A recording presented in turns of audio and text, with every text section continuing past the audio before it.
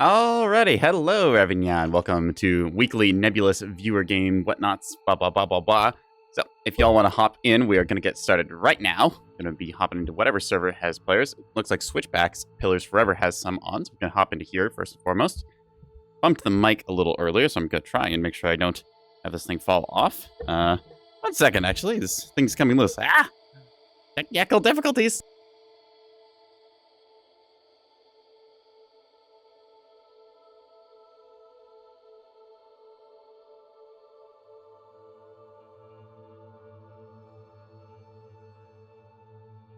So, of course, right when I try and start up is when the mic decides it wants to fall off its stand, so that's excellent. Anyways, we've gotten ourselves onto the OSP team, it looks like here, so I'll have to decide. Oh, hello. Hello. Alright, so we're joined by a couple peoples here. Select an OSP fleet that's not my silly one. We'll just load up this broadside one and then decide from there depending on our comp. Looks like we got a container liner with very luxurious containers. Okay. 2 container bank launchers right there, so that means that they're going to be going more quality than quantity. Let me just make sure audio is going through. Yep, audio is going through. I messed up my audio not too long back. For some reason, took the wrong inputs and made me nervous ever since then. Just want to make sure that I am using the right ones. All right. Just show what we got. They have Axfords, apparently, which, if I'm gonna guess, is a pair of Acellos. So, see what we got. Might end up playing the cap fleet for this, and we'll see how it goes. Yeah, okay, so it looks like we're going to have to fill it for caps. Instead, I've got some pillars-specific fleet ideas. Where's my cap fleets? So we could do our everything bagel combo, which was a whole bunch of multi-mission tugs. I thought I had some mines in here somewhere. Yeah, okay. Railguns, cannons, that gets us some frontline presence, and then a whole bunch of rocket cappers. I think maybe 3+1 is the way to play this, with one mine deployment and then like a bunch of multi-missions. Oh, okay, bud. Arcane to Dawn, thank you for that. Connect mode is enabled. We're going to be going with this. I think that this looks alright, so I would like to double mine a point, but I'm guessing I'm not going to be able to go with that. Oh, yeah, NekoboyBlue and all this. Alright, so for the next 5-ish minutes, we're going to be talking like this, and we're going to see how it goes. You got Killer Banana on the other team, Savancy, Falketh's Drive Yards. That's reference to, one of the groups in the lore, actually. I don't remember too much about the lore, about what exactly Nebulous has. I know that it's a like small part of the galaxy at large and all that. There's like local government. Basically, it's like space Balkans or whatever. So you get a whole bunch of people arguing over things there. Outside the drive yard, some company that supplies mostly drives and whatnot. Carl over here, Rear Admiral on that. Killer Banana's just taking 1 second to ready themselves up. I feel pretty confident with what we got here. Actually, hang on. Let me double check, make sure I don't got a better fleet for this. I thought I had a pillar-specific one, but I think I might have accidentally deleted that. See, support and assault, radar tugs, mine launchers, rocket wings. No, that didn't quite seem like it. All right. I must have like bungled one of my other fleets then, because I swore I had something with 2 mine launchers, but looks like it's gone away now. All right. Well. Go do everything bagel or 3+1. I feel like 3+1 is the way to go, so we'll do that. Alright, you then. We'll mess around with more cap fleet stuff later. OSP cap fleets are pretty fun because you get a lot of budget you can use on different things, versus ANS cap fleets always feel a little bit more on the tight side since corvettes get expensive very quick. Missiles do that. Oh, dog staring at him. Understandable. Got a whole audience. Yeah, we got a couple spectators in here. Quite cool to see. So we're going to see how this goes down. It is Pillars, which is, I would not say it's a solved map, but it's a very practiced map. Pillars kind of the Dust 2 of Nebulous. Everyone's played it a whole bunch. You see a lot of people figure out the exact angles they want to be, the exact timings for things. Usually ends in a bit of a stalemate. 8 point stays neutral. Both teams cap naturals. And then it's all about who can win the frontline fight and then decide where they're going to position their cappers and stuff. So that's kind of what we're going for here. All right, so we got our triple wing down low. We'll be able to send somewhere. We got the Greg shuttle, which will go to A point, so we'll do that. Distant gaze and earnest warning. That's our early warning radars. We'll have one position on this side to watch this flank. And I think I'll put one up here to watch over here. And that'll be that. Then the pine cone is our mining ship, so we'll want to put mines somewhere. I'm thinking mines on the B point probably our best bet. Keeping them all up nice close there. And then we'll send like a bombing wing down low, because these have guns and they've got a bunch of rockets in there. All right, and then I just want 2 multi-mission tugs kind of scattered about. We'll put like one over there. Maybe I'll send one up higher. That way it can like kind of position itself accordingly. So I wanted to hunt down enemy situational awareness assets, so spyglass figures and the like. Lastly, we've got the Pine Cone, which, oh, send the Pulp Lunar over here. Yeah, that's fine. So we'll keep multi-mission tugs kind of scattered equal distance about. Have one on the bottom, I think, should be fine. Go from there. Yep. All right, sail guy gonna be top left. We got the, let's see, the Greg is gonna be our shuttle onto A point. We are like giving a little bit up on that side, so we'll put one down low, one on the right, one to the left, one down low, and then up top somebody else can kind of handle it. Decoy container battleship. That's funny naming. So if you're on the enemy team, you identify the name of this thing, you'll be like, oh hey, that's a decoy container. Why is there a battleship decoy container? I like the little like poke fun at names with that. It's not gonna like win you a game, but it's one of those things that makes you do a double take. Anyways, let's get to it. 17 seconds, 16 seconds, so. Now, what I'm doing is I'm deploying a triple shuttle threat down here, because I'm expecting there to be a beam destroyer tucked right in this pocket. So I like to run under the map here and then try and take that thing out, because that typically is what guards the A point here. Sometimes they do put it on the other side, but usually it's in that little pocket because it's nice and covered, so I just have to get there.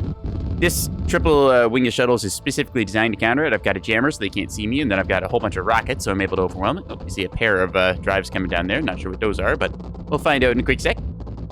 Yeah, already. Hear the pop of drives. Just take a quick see looks out. So, you'll have to go here. You'll have to go there. You will have to go over here-ish. There we go. And Pinecone do the same. Thank you. Alright, now then, let's see. Where's Greg at? Greg is going to go on to the A point here. Greg, bit of an inside joke between me and another Canadian buddy. So we just have our little shuttle Greg that we believe can. And so they will. There we go. Just into the little bottomest point there. We'll flip over the map here so we can get the underside, get these guys going all quick, loose formations so they don't bump into each other or anything like that and slow down. I'll just have you set up to do a big nasty flank. Anyways, Pact Elite is going to be scanning down here as well, keeping our eyes open. Let's see, what have we not moved? Early warning over here is not searching for anything, so let's check for that. Gotta call that one out. Gonna say there's a suspected battleship because we saw a mighty big drive flare coming on in. We'll take a look over here. Ooh, we are already detected. That's interesting. Alright, so they are off to the races, apparently. We positioned this early warning tug to watch this flank here. You could do a multi-mission as well, but not sure exactly what I'll end up be facing here, so have to play accordingly. It's my first Neb game of the day, so might be a little bit rusty.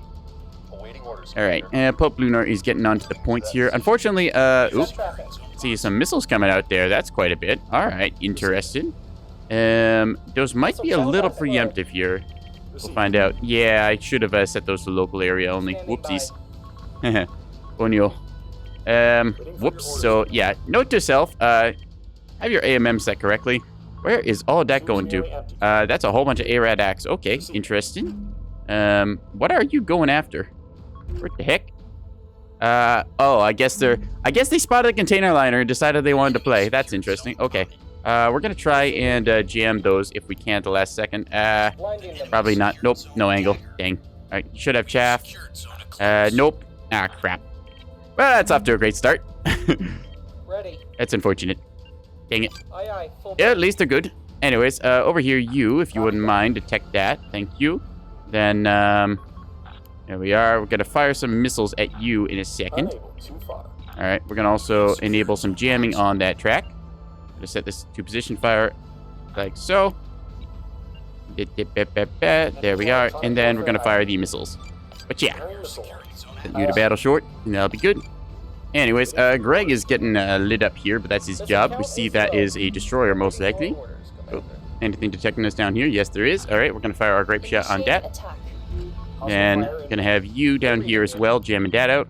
That is way out of our range. Should be a track, right? Yep, that's a track. Oh, okay, so Greg has been taken out, unfortunately, but that's to be expected.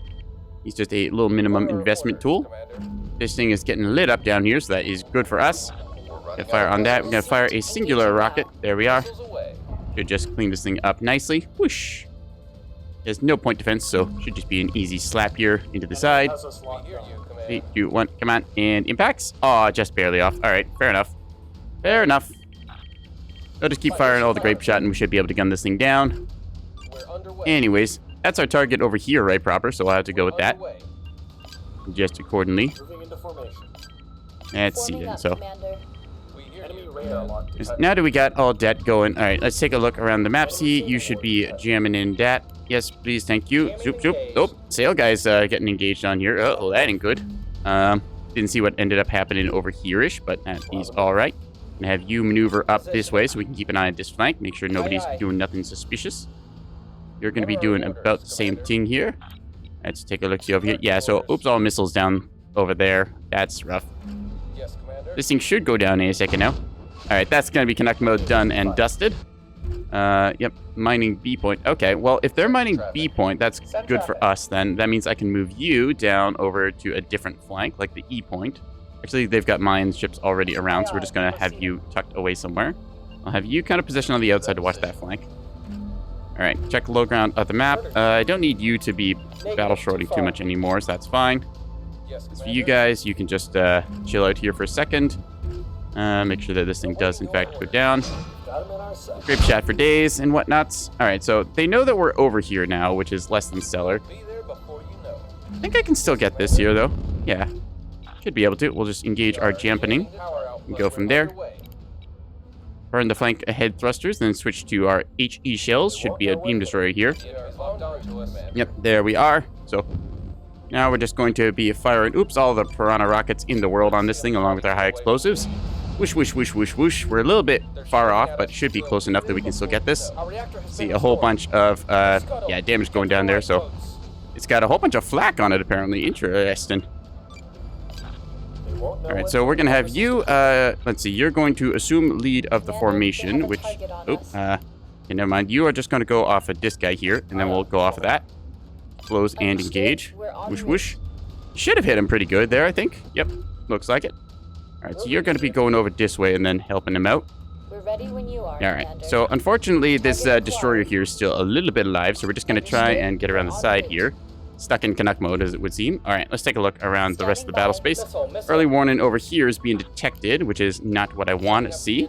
As for you, might be able to move you down there and help out. You're going to make sure that that thing does, in fact, stay punched out. I believe it is dead. Yes, looks dead, so you're going to cease fire. This thing is going to be marked as killed. There we are. Then as for you over here, yep, we're just going to do ring around the rosy here, as it were. Burning at best speed here. Let's see. For you, I want you to be getting an angle on that thing. There we are. Don't quite have a shot on it yet, so I want to swap to high explosives here in a moment. Switch to burning flank and then lock. We can't shoot that far. Should just be over here. All right, as for you, yep, just keep playing close to it. We should be able to get this guy good. Understood. There we are. As for you, oh, I accidentally burned out your jammer there, so we'll have to fix that. Whoopsies.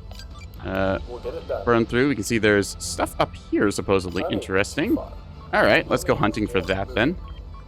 Some early warning sweeper missiles over here, checking that. Just gonna pop some chaff there. Check down low again. As for you, yep, you're just pecking away at this thing. Should be able to just gun it down. That said, not completely against just hitting it with missiles, honestly. We're ready when you are, Commander. So we're winning our fight here pretty handily. We don't have to flank speed anymore, so that's fine. As for you, you can just hug yourself a little closer to the rock here. Take a look where these going for. Yep, you just pop more chaff here. Should be fine. A whole bunch of these will get seduced on the chaff clouds, I hope. Yeah, we're good. Everything's fine. Woohoo! Oh boy. Okay. Anyway, so down here, our little flankers are taking a hit or 12. We're gonna need to get them back up out of theirs. Just ring her around the rosy in this guy. See ourselves also getting popped by, what's that? A battleship proper. Yep, there you go. Let's mark that as priority there. Anyways, the pine cone hasn't really done anything this game because I've not really had anything for it to do. I could try and mine up some middle of the map, but I don't really see a need for that. Anyways, we're going to fire some missiles on you, like so, and then activate your jammer once more, and your grape shot as well. Fire! Trying to clean up the backfield here. We're a little bit behind on points, but there's no need to be reckless on things. We have plenty of opportunities, so we just need to adjust accordingly to that. Anyways, you'd be so kind as to dive back down. Maybe I should have missiled this thing and just made sure it died. It is pretty torn up, but... We're reading you. All right, we'll have you move around the outside here. Let's see. So you're just going to go down here no matter what I do. So we'll just have you stop. And yeah, reactor's going to go out. That's fuel line fire. That's just going to kill us off. So let's try to get into cover here. Copy that. All right, going to turn off the radars, as it were. Should be able to actually jam those incoming here, I think. Jamming. Find out. All personnel to escape craft. Yep, Abandon you see ship. it get jammed there, and those should all then run out of fuels. Yep. Power flatline. Alrighty. Wop wop. No. Repositioning. I don't exactly have time to read chat right now, so I'm assuming they're just chitter-chattering about something or other. Anyways, let's take a look-see around the map here. Reporting. Pinecone hanging out here. That ship is going down mostly. Turn you off for your jamming and stuff, because again, you're just getting shredded. Pew pew. That should be a kill. Alright. We're cleaning up some of their stuff, but our container liner did go down. So let's take a look and see what we can put into this game. Possible that they are going for the point. We only have so many shuttles left. Part of our plan was to do bombing wing things, and we did, so have to adjust to that accordingly. Let's take a look-see around the battle map and just see what there's... Oh, looks like we got hit by a... Okay, well, this thing is now just graduated to A-capper status, so we have to just clean it up from there. Oop, hello there. Ah! I didn't realize this thing had torps. You! Move! We're being jammed. Jam, please, battle short. Ow, that's a heck fee. Crap. That's what I get for not firing missiles at it. Oopsies. Or did I fire missiles? I might have... I think I fired missiles. I don't remember now. Anyways, we'll have to go kill that thing off in some other way, shape, or form. It's like that would be that. Wah, wah. So, yeah. Unfortunately, our container liner got scouted on deployment. Oops, what detects me here? Oh, hi. Ah! I'm not be here anymore. Just need to deploy the mines quickly while we can, because we are getting royally smoked here. Ag! Okay, there's that battleship there that we can't really do anything about besides, you know, just run. Let's see, where are you? Okay, so you can just jam that thing if you wouldn't mind. Thank you. Should be able to get you into cover. So you are just going to be a capper trying to get in their backfield. What do we still have left to fight? We've got a whole bunch of mine emission, like, defenders here. Standing by. You need to not be here anymore, so let's just get you into cover. Please and thank you. Running low on missiles. Okay, that is, I want to say, a pair of light cruisers with some escorts. That's less than stellar for us. We're just getting smoked here, so that's not great. Anyways, fire a grape shot if we had it. Nope, only the mag, so we'll have to try and get the mag back online. Unfortunately, we don't really have anything else to go with. Oh, we're losing more ships. Okay, what do we still got in the battle space? You exist, and that's about it. Yeah, I've not really got many assets left. Missiles just kind of screwing us over here. Okay, you need to counter these with some jamming, ideally. Then we'll see if we can get this or not. Chaff, chaff, chaff. Get ready to cease fire. Warning. Incoming missile. Chaff, and then cease fire. There we go. Good. On it. Drop it down low, and then we'll fire the jammer up here. Ah! Course laid in. All right. Aye, aye, Commander. How do we get back into this game? Because I am losing, like, all of my ships. Oh, no. We lost our container liner, which puts us down a lot, because we needed that firepower, and that is not good here. Pinecone is still alive on a technicality. I'm getting the bulk mag back because I want to be able to lay another, like, little bit of mines here. I think that I can do that anyways. See if I can fire a position shot here to make it so it doesn't turn stupid. Anyways, you are not a ship. You are not a ship. You are a ship still. And you have mines. Somewhat. Kind of. Let's try and see if we can't get around the corner here and do that. The heading and roll on these is sometimes a little bit silly, but yeah. Alright, so you are the last of my ships, really. That's the beam destroyer that's still alive. We need to get out of here. Yeah. I should have just fired missiles at that thing earlier on. Oh well. Target acquired. Because yeah, it's probably got its beam back online. Alright, what can we even fix on this? Nothing. Wonderful. Alright, well, just try and get out of the line of fire, I guess. Yeah! Right, are you in position? You are, so you're just going to fire the last of your mines into a cluster here, and we're going to hope that the enemy is silly and falls for it. Yeah, that's a strat.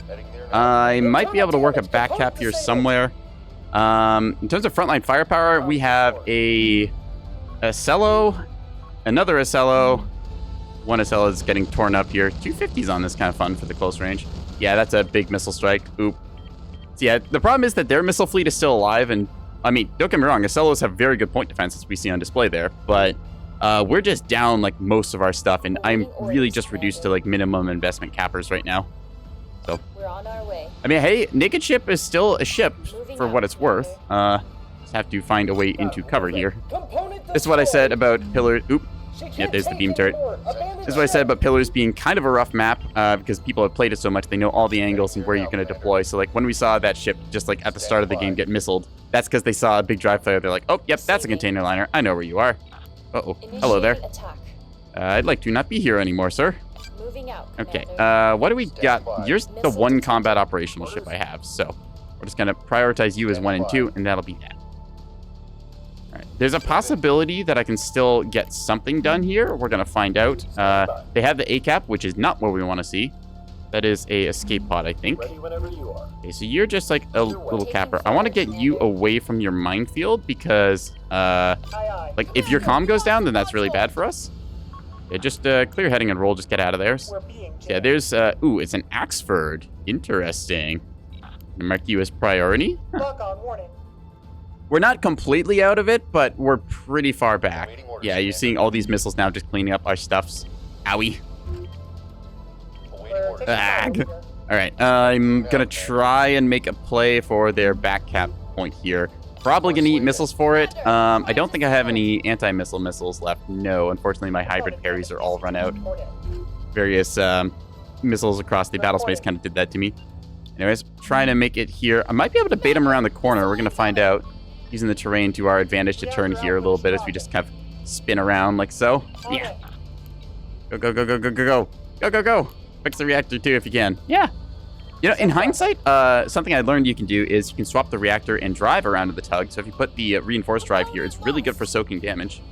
Uh-oh. You are taking hits down here, and that is not good. Can we just try and fix the reactor, please? Thank you. Turn off that. Uh-huh. Okay. I can't really kill that there. Waiting orders, Commander. Hello there. Hi. Okay, time for jamming. Lock on warning. Aye, Commander. Is fire radar off? Stopping the ship. Yup. Dang it. Internal damage. Ah, crap. Okay. We can fix this. This is fine. Get us This moving. is totally fine. There's the keystone guarding the point. Crap. No Boy. I think that might just be it. Airad versus jam. I had no idea what that secret combo was. I was just hoping that I could jam them, and it did not go well. Power is back online. All right. Commander. See if we can't get you to shoot at that guy over there. Maybe. I'm really just running on fumes at this point, so it's like, what can we do against this? I've got the Pinecone still alive. Aye, aye. The sail guy is still technically alive as well. I don't know if you're jamming, I guess. Standing by. It's weird. Looks like you have a track on stuff, but I don't see what. Let's try, Back online. weird. All right. So yeah, more missiles just going to hit us here. I might be able to get the point cap here, but there's going to be a destroyer along shortly to counter that. Owie. Acknowledged. Have to try and get into cover here. Reactor output falling. If we can't. Nope. Fix the mag, maybe, please. Thank you. That battleship in a very good commanding position there. Try and tuck up next to a rock. Oop, never mind. They have another beam destroyer. Darn. Yeah, 3 beam destroyers, well placed. Some of them with missiles, one of them with a kind of 8-point guard. We're out of the sky. Unfortunately, we're not able to get the C-cap there. So that means I'm basically running a shuttle at this stage. Yeah. Can't do, Commander. And the gun's out. Crap. Okay. Receiving. Well, Commander, they have a lock on us. I think that's going to be that then. Yeah, just good play from the opponents, understanding where we deployed, what we brought. We didn't bring enough frontline assets, I don't think, because we've got... I thought these monitors were frontline fleet, but no, they're just dispersed mine layers, which is good for stopping a push and stuff. Like, as soon as the sprinter comes around the corner, it's going to get hit by a whole bunch of mines. But we just... Like, our only frontline fighting asset really is a pair of Acellos, which are good, but you need to... you need bulk raiders with these to bring a bit of punch, because we just don't have anything to kill this battleship over here. This is going to put its nose towards one of the Well, They have a I call them lock on Axfords us. because that's what Edge called them in the pregame lobby, but yeah. I don't think I got any way back into this.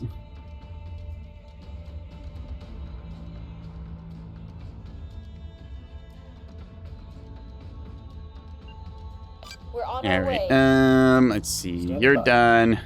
Sail guy is just chilling here. Yeah, again, don't have anything Set going, traffic. and the Pinecone is alive on a technicality. Breaking burn. You can turn off your flank thrusters at the very least. That's I might be able to outside lock our you. No, I don't actually have a lock on this thing. Dang it. Waiting orders. I feel like I might have messed up a little bit here, but we also did just kind of lose one of our fleets at the very start. Commander, we're at So this ship critical should get failure. hit by these Capture mines that here in a ship. second. Let's find out. Come on. They'll come right around the corner, and right now they should activate. They're Any zeroing second in. now. Any second now. The enemy is securing zone eclipse. Why aren't these activating? These should activate. What the heck? Like, what? That totally is line of sight. What? Why aren't these activating? What? Like- We're taking fire over here. Oh, is it evacuated? Oh, it's evacuated. Okay, I guess they don't go after, dead ships. Interesting. Oh, we're getting shot. Ah! Opponent How to disabled. hide. Fix the reactor if you can. Yeah. Receiving. Yeah, we're just getting shot by 450 here, which is fine because that means that our big ships aren't just getting hit by it. Oop, fix the reinforced locker. Send traffic. Forces laid in. We're down by 2 point, and it's like they've used a lot of their stuff. I don't see a way that I can get a cap back because they've still got beam destroyers active watching their 3 points areas wise. Maybe like we can get this shuttle here. E point is gonna, yeah, I think E point, a bunch of those mines went off, so that should be fine. I'll just have you set up as like a back capper for that. We're on the move. That'll be the game plan. If you try and go flanking. Never believe monitors, they be anything from jamming to size 2 span to plasma 100 mil. Yeah, monitors are interesting because you can put a lot of stuff on them, but Understood. I'd say the monitors currently aren't in a great state. On test server, they're really good. They got a huge buff on test server between these like yard drive improvements and also just their hull having like, I think, better thrusts. I forget exactly what the tuning was, but they perform really well there. They're not a replacement for bulk freighters like a bunch of people have been saying they will be, but they're a really good, like, useful asset you can run as kind of like a supplementary blob. They've got really nice like options for what you bring with them. Yeah. Your engines are mostly dead on that side. Okay, what side actually has thrusters? I guess the top does. So we're gonna point the heading up like this to try and see if we can't like move a little quicker. Send traffic. It's the state of the game we're in, just trying to maneuver. So that Axford is over here. It's got a Rains escort. Yeah. Let's see. Axford and then 2 Rains. Okay, interesting. What do these got? Sarissa's, flak. Okay, a little bit of anti-missile. Sarissa and flak, some jamming, and a VLS. Okay, I like this as a combo. Just having like a Axford command ship and then some light escorts. Okay, so I think that's just me then.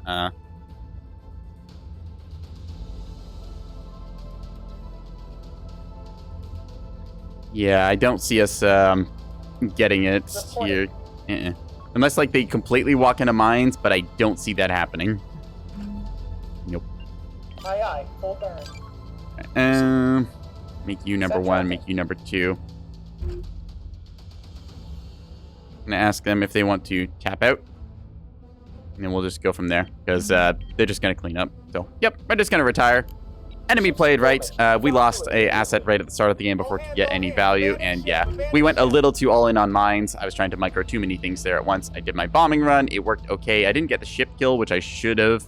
I should have just thrown some size 2 missiles and committed to making sure that destroyer went down. Then we'd have an opening, but fortunately not. Also, I need to not just throw a ship onto the A point because I should accept that they're going to have that covered. I should wait until I've done my flank, disrupted that destroyer, then I go for the A capper. So, lessons learned there.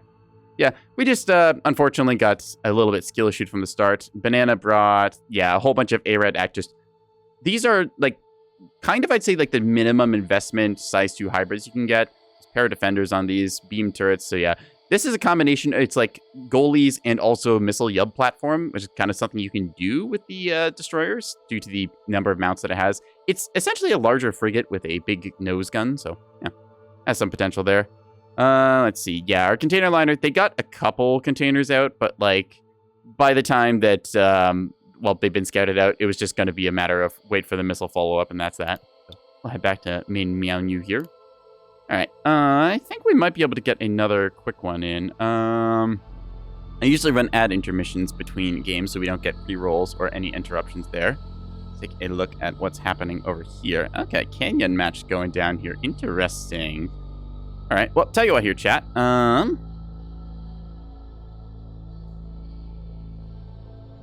Gonna ask them if they mind if I cast this one. There we go. They changed it over to Nyx's Eye. Apparently they were voting on this before we got here. And yeah. I think that here's what we're going to do, chat. I'm going to run a little ad break intermission here because I figure this game is going to go longer than the 25 minutes that will be before our next break. So, no. Let's play Nyx's Eye. Nyx's Eye is cool. Canyon's a little bit big. So, I'm going to run ads here for the moment. You'll just get interrupted slightly. I'll keep the lobby up. We won't go to our break screen or anything. So, we'll just deal with that and then we'll get back into the Nebulous. So, yeah. GG's Neko. Yep. Good missile strikes, Banana. I didn't realize what we were facing at first there, and we just kind of lost our container liner. Anyway, so ads are going to be running, and we're going to go from there. Yeah.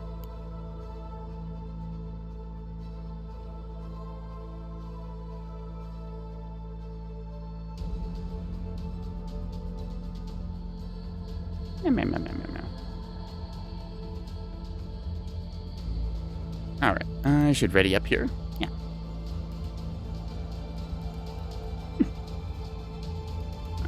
So, Nyx's Eye is a fun map. Not sure if they should do 1,000 points or 1,500 on it. Decisions. Let's wait for the ads to finish up, and then we'll get into some more actual color commentary. Next Explorer still yet to select a ANS fleet, so yeah. Huh. Seem to be over a couple points. They're probably just tuning things back. Yeah.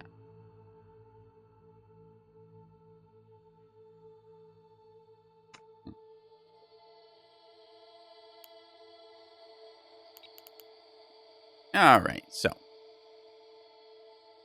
Meow.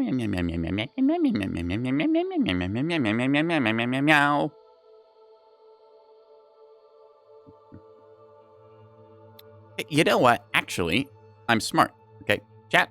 I'm going to go to the AFK screen for a quick second. I'm going to grab me a snack, and I'll be right back. All right? All right.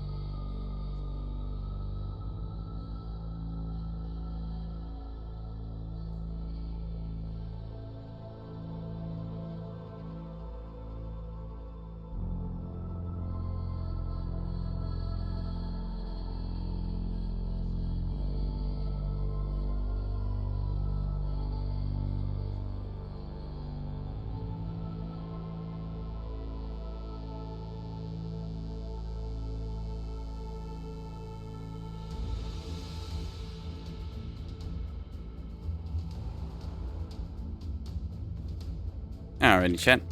I am back. If you can't tell by the loose crinkling sounds that might be picking up, I have gotten me some treats. I'm trying to struggle to open. Why do they make this packaging so hard? Alright.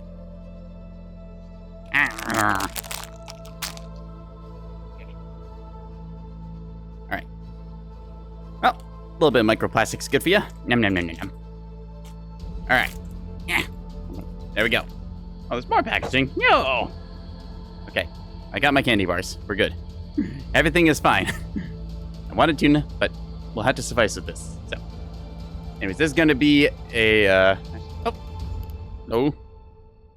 I'm saying stop, hello, and that. So, we're going to be casting a game, Nyx's Eye. That's going to be the name of it. ANS versus OSP, Nyx's Eye, 5v5 map, 1,000 victory points to win. So, Nyx's Eye is a larger map than something like Pillars, which ends up being very compact, as we saw there. A lot of stuff was also going on in Pillars, so it's even overwhelming for me, who has spent a lot of time in this game and knows kind of what's happening. There was just so much stuff going on in that game that couldn't possibly have the attention span for it all. Anyways, game is starting as I'm going to take my first little bite of candy bar. So this was your chance, chat, to get a snack, and you should have. Yeah.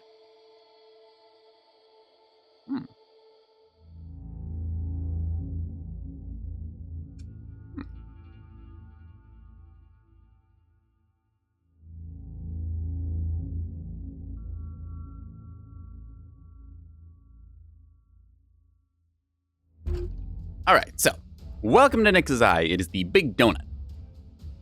There's many other donut maps, but this is the Big Donut map. So, Looking at the ANS team will be in the blue, deploying on the left. OSP team will be in the right side here in the orange trunks. Everyone's giving a good luck, have fun, so we'll give one too. Yeah. I'll try and break down a little bit about what's happening in the game, why certain things are the way they are, and kind of what the intention behind the player's actions is. Nebulous is a game that lives up to its name. It is a little bit nebulous, a little bit ambiguous, and just kind of a interesting thing to like take in at first. If you like Homeworld, then you'll just kind of look at this and be like, oh yeah, spaceships battling, I kind of get this. But figuring out like the depths of everything going on, it gets complex, not exactly quickly, but there's an initial hump to get over to figure out what's happening. And then once you start like getting past that initial like kind of plateau where you're like, okay, now I know the tools, now I know what we're doing, now I see how this goes together. That's when Neb gets really interesting, but that little learning hump can be a little difficult, which is why I try and explain certain things. So yeah. I'm going to see just what happens here. So we can see the ANS team kind of just deploying dispersed onto this side. See them favoring a bit more the right side, versus OSP favoring a bit more of their right side as well. So this is why Nix's Eye often turns into what I call a NASCAR map, just given that usually ANS is Team 1 and OSP is Team 2. ANS likes to deploy over the D side. A beam destroyer can deploy down here and watch this point, preventing a capture. Let's see ANS team rotate around. They want to secure 3 caps, which is the C point, A point, and D point. Conversely, the side on the OSP here, they want to get the A cap as well, but they also have the E and B point. B point's a bit better for the OSP since they can close around here and then hit people with rockets and stuff and not have to worry about beams as much due to it being a much more closed inside. That said, this is the expectation you kind of get from the map. You can also flip it completely and completely stack the other side, which makes the enemy team suddenly very confused why there's so much tonnage where there shouldn't be.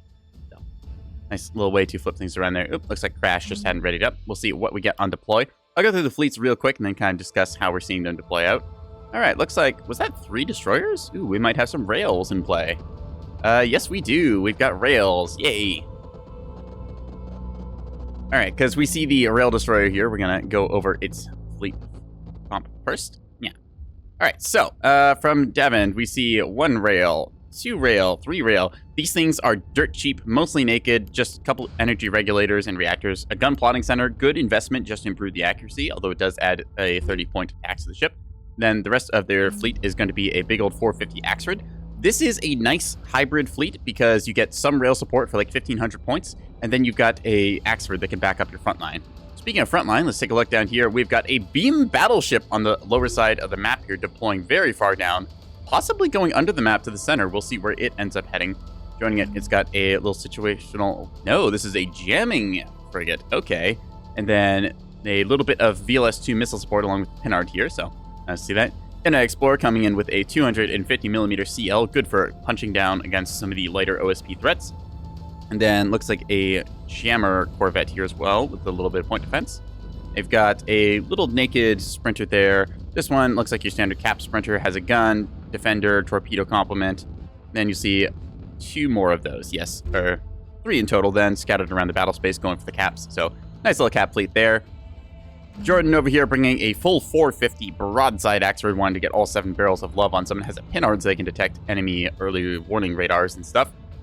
And then to guard the natural points, they've got a beam destroyer here covered with defenders to guard against enemy close-range missiles. They've got another one over here, but this is of the rail variety, going for that long range. Let's see, is this a... yep, just maxed out on E-regs and stuff, so I don't believe this ship has a radar. It does not have the power for it, so going with that extra antenna to make sure that it has comms. Also has a bunch of Mark 61s. Interesting. No point defense beside the chat box on that. That's a cool little tech piece. And then just a little Pinard capper here with bullseye to get that long-range lock. Really going for that long-range short bombardment. It has beam destroyer to keep distance from anyone rushing.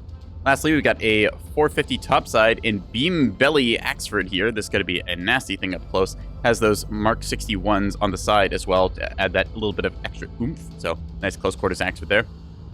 Joined by a 250 plus Sarissa light cruiser, so those 2 running in tandem. Then further in the back, we have got another rail destroyer. So 5 rail destroyers in total for the ANS team. And lastly, a little capper. Let's take a look around the battle space before we talk more about the fleets on the OSP side.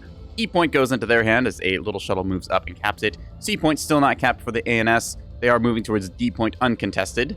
B point might see some cap warfare going on here, but looks like OSP is a little bit slower on deploy. So we'll just find out what happens from there. Taking a look here. Welcome to Nix's Eye. Quadruple Mass Drivers is the name of the game. lot of firepower there. We've got 1 and 2 of them, so that'll be 8 mass driver rounds flying towards you. Possibly more. Yep, we got another mass driver. Oh my god, this is a triple mass driver fleet. This is a thing of all time. I'm very surprised they can afford all of this. What are their modules? Just, oops, all reactors. Yep, just all reactors, a power drive. I want to say they've got no plant controls in this. So the rate of fire is not very high, but that is 12 mass driver rounds fired at something, which can be quite painful. Rounding out, they've got a singular Bloodhound tug here with, let's see, it has a radar and a track correlator, so yeah, that is a build, so they'll be able to see things. There's metal nail gun coming down here. Let's see, we've got a 100 mil bulker with some point defense turrets into it. Interesting. Very good for knocking out smaller, lighter ships. So we'll see where that goes. And over here we've got, ooh, this is a cute little creature. Look at this thing. It's 4 driver, not 3 driver liners. Yeah, I referred to that. The thing is that it's 3 mass driver liners though, with 4 barrels, which is a strange creation. But anyways, seeing 250 on this Ocello along with some missiles on top. Those are going to be torpedoes, full soft kill. Sweet looking at this thing. Actually, I might be missing a radar jammer. All right, well, whatever. Still good Ocello for the front line. You've got a little multi-mission tug here. Does not appear to have jamming, just going for that big missile strike. Oh, no, actually, this is torpedoes. Ooh, that'll be a fun close-quarter surprise for someone. Across the middle of the map, we're seeing the first skirmish of the game go down as the A-Capper is getting lit up here by all that mass driver fire. Let's turn off this for a second. Watch as these mass drivers roll over. You see rails firing off from a Ocello there, trying to shoot down with Sarissa as well. Into 450 being provided. A point does go to the hands of the ANS. OSP a little bit behind, not having these shuttles. They want to get that. Let's just round out the rest of the fleets here for a second, starting with no one over here. This is a Plasma and 450 Belly. Interesting Ocello combo. Bit of anti-synergy there because the guns struggle a little bit to work off the same modules. Plasma typically seen taken on a liner or a, well, kind of escorting monitor, but still might have some potential if they buff it up enough. It's got a little bit of gun capper here with a tug. Gun capper here as well with a illuminator, so possibly illumination missiles. Then it just looks like, okay, so 4 tugs going along with this as their command ship. They're using plasma to open up enemy ships and then have this as their command ship so that they don't have to deal with jamming and whatnot. So that's a interesting little dispersed skirmisher. Let's see, Ursus down here has 450 broadside. Looks pretty classic. Nothing special going on there. Up here, this is one of the intel assets that you can get. I believe this has a... What's it? Hang on, let's check compartments. Oop, misclicked there for a second. One moment. Does not have an intel center, so that means that even though it has early warning and Bloodhound, making it very good at spotting and locking stuff, it does not get you that lovely identification timer thing. See now some more missiles going down here. Just a size 1 missile getting shot down there. I believe that was just an AMM. So A point is denied. ANS with the almost 4 cap now as they get into the B point. This should get reversed once these assets come around. This torpedo tug gonna have a thing to say to the B capper over here. Nobody runs revolvers. Yeah, revolvers have fallen a little bit out of style. They do take a little more micro than I think is worth it for what you're getting. Oh, unfortunately here, we're seeing the Defender is not in arc as AMM's fired at the last second trying to shoot down rockets here. That's unfortunate, but those rockets are going to miss, it looks like, as the Sprinter starts wiggling its way out of the line of fire there. RPF rounds shooting down 1 or 2 of them, so that's pretty sweet and lucky for them. That said, Torps are out in the water, so these are saw home on jam, and they are not using an illuminator. That's not good. I'd say this bulk foot is going to come around the corner, has something to say. It's got its 100 mils already locked on and ready to fire. Weapons hold orders issued. They're probably pause firing. Oop, you see them now firing all those onto the actual track since they've seen it. This Sprinter going to go down here. Still, ANS pulling ahead very far with the 4 cap lead. Torpedoes out for good measure here. Act wake validations. Take a look around the map. Nothing else happening. Nope, let's see who hits the torpedoes or not. These are coming in here. There is no Pavis turret here, although that said, these Seekers are not validating correctly, so instead we see them going after the chaff clouds here. And away we go. Wake validation good from behind, not so good from the front. That said, sometimes it gets you lucky when your chaff cloud is too far away. That's going to be a hit into the nose here. Minor damage though, so still looking pretty healthy. Another hit there. Those must be very small warheads if those aren't doing much. All right, so size 1 here as well. Boop. Yeah, we saw the tug take some hits here, and it does lose one of its torpedo launchers, but the other one is still healthy and able to fire now as we're seeing some of these come out. So semi-active with a ARAD validator. Interesting. I'm kind of curious because this thing does not have a, like, illuminator. what are they trying to use illumination with this? It's very odd. Huh. It could be they forgot the illuminator. I've done that before in the fleet editor, but we're just seeing that skirmish go down as we take a little look around the space. 8 point, kind of a standoff here as things develop, so just watch as this thing gets shredded and then finish covering the OSP fleet since I got distracted. See, so we had covered a 450 Bulker. There's the little bit of early morning and Bloodhound combo monitor. We have got a dead minimum investment shuttle, a dead rocket shuttle. Ooh, rockets here. Inna Explorer, dodging for all their life, does take one on the snoot, and unfortunately, we have lost the container launch, not container launcher, the cantered launcher. I see CLS and just think containers. More rockets for good measure, just trying to clean up this thing here. Illumination might have been other ship's job? Possibly. Okay, so the Sprinter does go down there, meaning that OSP will claim the fleet there. That said, for Metal Railgun, do they have an illuminator? They've got a spotlight illuminator on their main ship, but the spotlight's not typically what you use for illuminating like that. Or, no, wait, the spotlight is. That's the narrowband.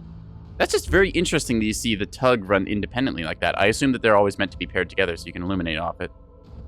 Anyways, T-30s here. Even if that ship wasn't dead, they were going to be able to clean it up with some well-placed grape shot. Still, ANS pulling very far ahead here with a 4 cap. They've managed to put themselves firmly in the center of the map here. You can see the light cruiser here shredding away at this little shuttle that's trying to get onto the point here. Just watching it as it gets peppered by all these RPF rounds. Rest of their formation kind of lurking down below there. A couple of the ships not quite pointed the way they want to be. Looks like some of the rails are now coming out to play from up high. Nice to see some rail fire parked up there, much in the way that OSP mass drivers like to play. Yeah, just everything pops onto the A point here. As long as ANS holds their ground and plays like this, they are going to win the game, so it's up to OSP to find a way to dislodge them. That said, OSP electing to kind of go for the more passive playstyle, racking up value with all these mass drivers and long-range barrage assets, so they're going to have to try and win the head-on fight here rather than throwing cappers, because they're starting to run out of stuff. We see that Ursa's... What do you call that? Ursa's Arctos, I believe is the name. If that is wrong, then I'm sorry, but seeing them starting to run out of shuttles here. Last fleet for them is a bunch of rail Acellos. Yeah, so 2 rail Acellos.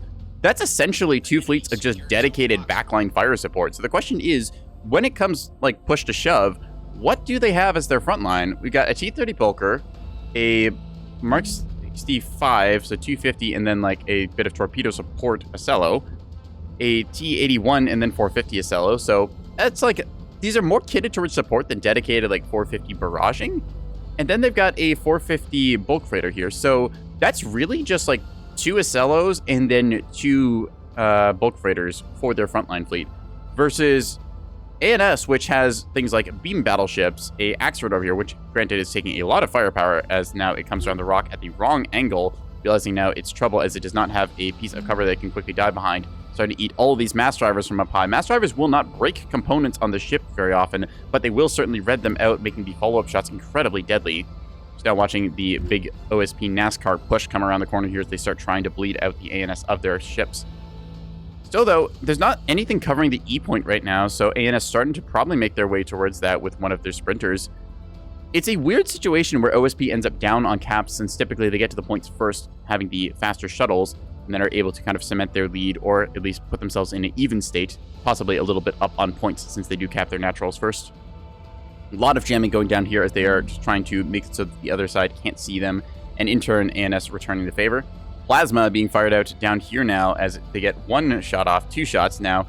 Internet Explorer rotating their light cruiser over here. It might take a shot or 2 in the broadside. That said, Plasma has very big dispersion at this range. It's not the most accurate even on a good day, which is why typically you see it fired in huge volleys.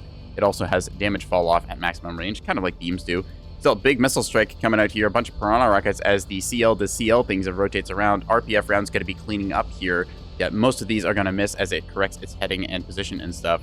Yeah, CL's very good for when you want to punch down and clean up stuff at around that 8-kilometer range. Just watching now as they try and kind of like duck themselves into cover. There's a bit more big gun here than they want to contend with.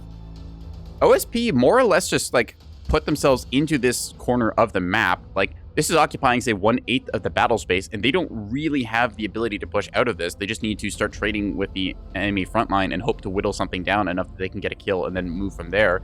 Meanwhile, ANS pretty confident with their position. We're seeing these rail destroyers here firing on, looks like the main formation here. So yeah, this this is not going to go well for this Ocello here. Rails against an Ocello are not one you want to face, especially when they start going down the snoot like that, as we will watch all these systems start to catch fire and then burn down. So that's going to be very unfortunate. Yeah. Rip dead to triple rails. Oof.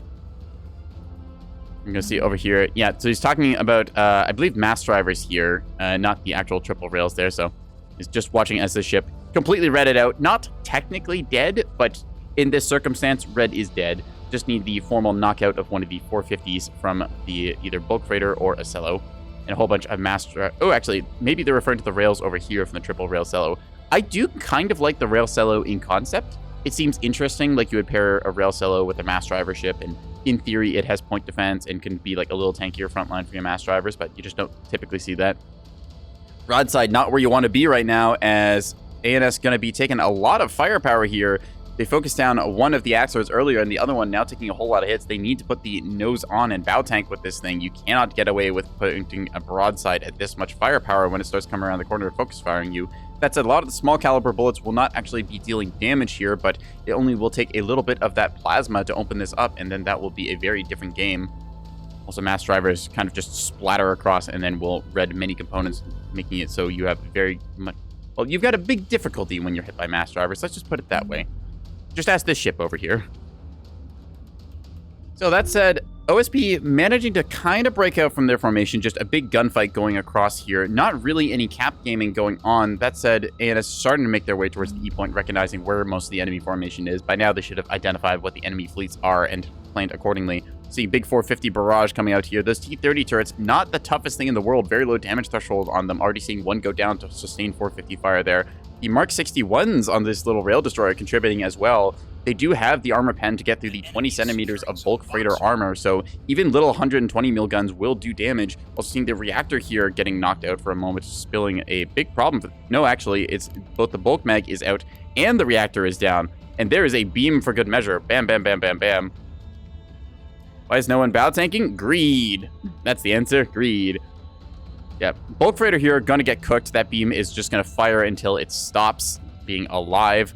And we're just watching the front of this thing slowly get torched down as it's just kind of walking itself across. Reinforced drive will keep it alive for a little while here, but this thing is going to find itself into the scrap heap in a moment. Wop, wop.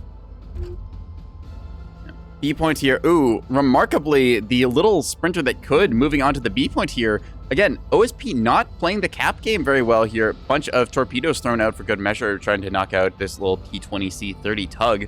Tug with grape shot, very good at this. Ooh, Ocello turning on the Auroras and a bunch of Pavis fire going off here. So these will most likely get shot down. Yeah, with that amount of point defense, I'll be amazed these get through. Saw with the beam cell he put his intel? I did not. Let's check on that. Let's see, what did the Beam Solomon do? The Beam Solomon hasn't really done much this match, given that it's been looking for a close quarters fight and just not found one since the OSP doesn't exist on the map. See, they've got berthings in the front side, plant control, small workshop, intel center up top here. Well, they put the intel center in the coning tower, so that is a place that is a little bit more vulnerable to getting shot out. What did you miss? Spaceships kind of happened. ANS is rapidly approaching a 5 cap here as OSP has kind of just relegated themselves to this one corner of the map on the 315-degree top side. And it's pretty much just been them shut out here as they're trying to gather value. Overinvestment into mass drivers and rails and just not enough beefy frontline to hold. The frontline assets that did exist now getting clobbered by the ANS's rails along with all the 450 and some 250 fire from down below. Where did that light cruiser go? There it is, yeah. Indiana Explorer deciding they want to come out and play, shooting at the tugs here with their RPF rounds. Nice to sandblast it and make it slow because you take out a bunch of thrusters to red levels. And you follow up with 250 HE rounds to properly knock things out. That's we're seeing 100 mil and rail shots coming into it too. So yeah, it is now OSP just kind of stuck in this corner and they need to break out and then rapidly cap back the map because ANS is flying ahead with 5 caps. This is a game to 1,000 points, so yeah. Lost you. Oh, sorry. Yeah. Just don't get lost. Yeah, Nebulous is a game. To put it simply, OSP backed themselves into a corner. ANS took the rest of the map.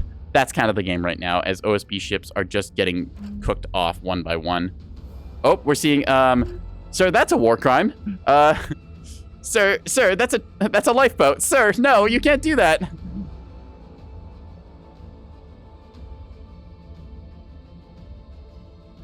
This poor lifeboat just like eating all of the fire here. It's like the one thing that OSP sees and they decide to shoot everything at it. They're just shredding a lifeboat. Oh my god, look at it. It's doing flips. Look at it go. Whee!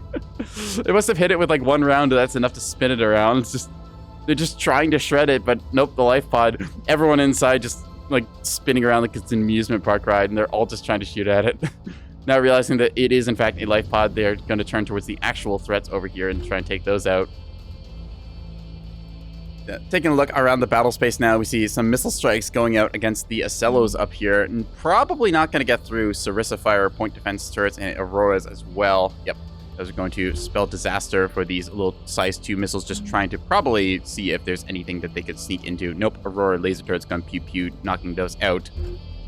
So yeah, OSP, I don't think they have a way back into this game. They need to kill too much frontline and gain too much ground to make up for the lost points here, as ANS just kind of pushing up, grabbing their like various points that they started with, and then just rolling forward as OSP kind of regulates only like 1/8 of the battle space, really. And then Mass Driver Liners kind of trying to go up high. They don't have a track on anything. Is another big thing to note here, as they're just struggling to get any identification of enemy ships now, as well, when you don't really have a front line, it's really hard to bring all these fire support assets because, like we said, you've got triple bulk freighters up here, all of them with their big old mass drivers. You've got, what is it? One of the Rail Acello. No, it's not the Rail Acello. Where is the Rail Acello? Yeah, Wasteman with 1 and then 2 Rail Acellos. These are, again, support assets. These don't do frontline killing. Very effective at wounding a ship here, but we're just going to watch them slowly, like, try and set fires here. So yeah, you can see some of the fires start up here. Wow, this thing is... Damn, this is one cheap, like, CL. There's normally a bunch of different, like, systems in here, but we're just seeing a lack of compartments and modules, so going for that budget answer. Big old drive bloom going down there on the B point as a fire probably started earlier in this shuttle, now spells disaster and cooks off the drive or reactor. So many big words hurts your small brain. Well, don't worry, we're just watching spaceships go kaboom. That's the answer right now. Welcome to Nebulous. It's as complicated as you want to make it. Yeah, gunfight is happening across the battle space. These Acellos are bow on, tanking the incoming fire, so they won't really care about it. They've got very good armor when it's slanted like that. Plus, you have to carve through the entire front of the ship to then get to the essentials located in the back. Railguns doing quite well here as they just are starting to chip away against the nose on Axford. Rails fire stem to stern and will just crit out a lot of components, seeing all these debuffs and fires start up here. Let's take a little look-see around the space and just, yeah, OSP, they're kind of stuck. I don't think they have a shot at this game. Rocket containers out as a desperation play to try and hit something. Beam Battleship down here has just been cruising around the entire game trying to get into a fight. It was looking to do some close quarters brawling, but with the entire enemy team on the other side of the map, they've just never gotten to fire a shot in anger. We might see these rocket containers go after the Corvette here. We're going to find out. Turn this on. These will explode into 6 little rockets there. Looks like they instead go after the chaff. Well placed. One of these might hit the shuttle. Nope. Narrowly avoided there. Good use of chaff. Yeah, Beam Battleship, it's on holiday. ANS don't want to ruin its paint job for the next parade they've got, so they're just keeping it in reserve. Yeah. OSP just following further and further behind on the cap game. At this point, they need to pretty much shut out the entire like ANS team to get back in the game, and they just don't have the assets. Like, they've got some tugs, and they've got a Acello here that could try and maybe can open or something, but how do you stop a Beam Battleship just diving towards you if it wants to at this point? There's really nothing here that ANS has that can, you know, die to what the OSP has on the field right now, provided they don't do something stupid and, you know, just sit here under sustained rail fire and cook themselves to death. The ship here, unfortunately, watching as all of these crits start to build up. So railguns, their unique quirk is that they run through multiple modules, dealing damage to all of them, and then very high likelihood that they will start fires. Guaranteed at least one of them with a critical event thing going off. That's the wrong ship. This is the one we want. So yeah, you can see kind of a exponentially growing issue as you get more fires and more work speed debuffs from things like atmosphere leaks, main bus shorts, and whatnot. That means that it's harder and harder and harder to fix now as we're watching more of the rails just like cooking away at this ship. Big old 450 broadside here, so this is what OSP needed to be doing sooner, taking out some of the frontline ships, but by the time that they finally get this ship down and then start working on some of the other stuff, ANS is just going to win on the cap game. This is to 1,000 points.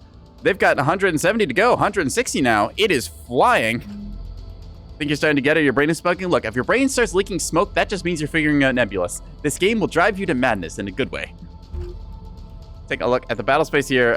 B point was secured briefly. Now it's getting capped once again. Exchange of fire between the little CL down here and the Acello. Acello putting himself bow on. I believe that, yes, they are jammed from the support there. Oh, you want a meow? All right, you're getting meow.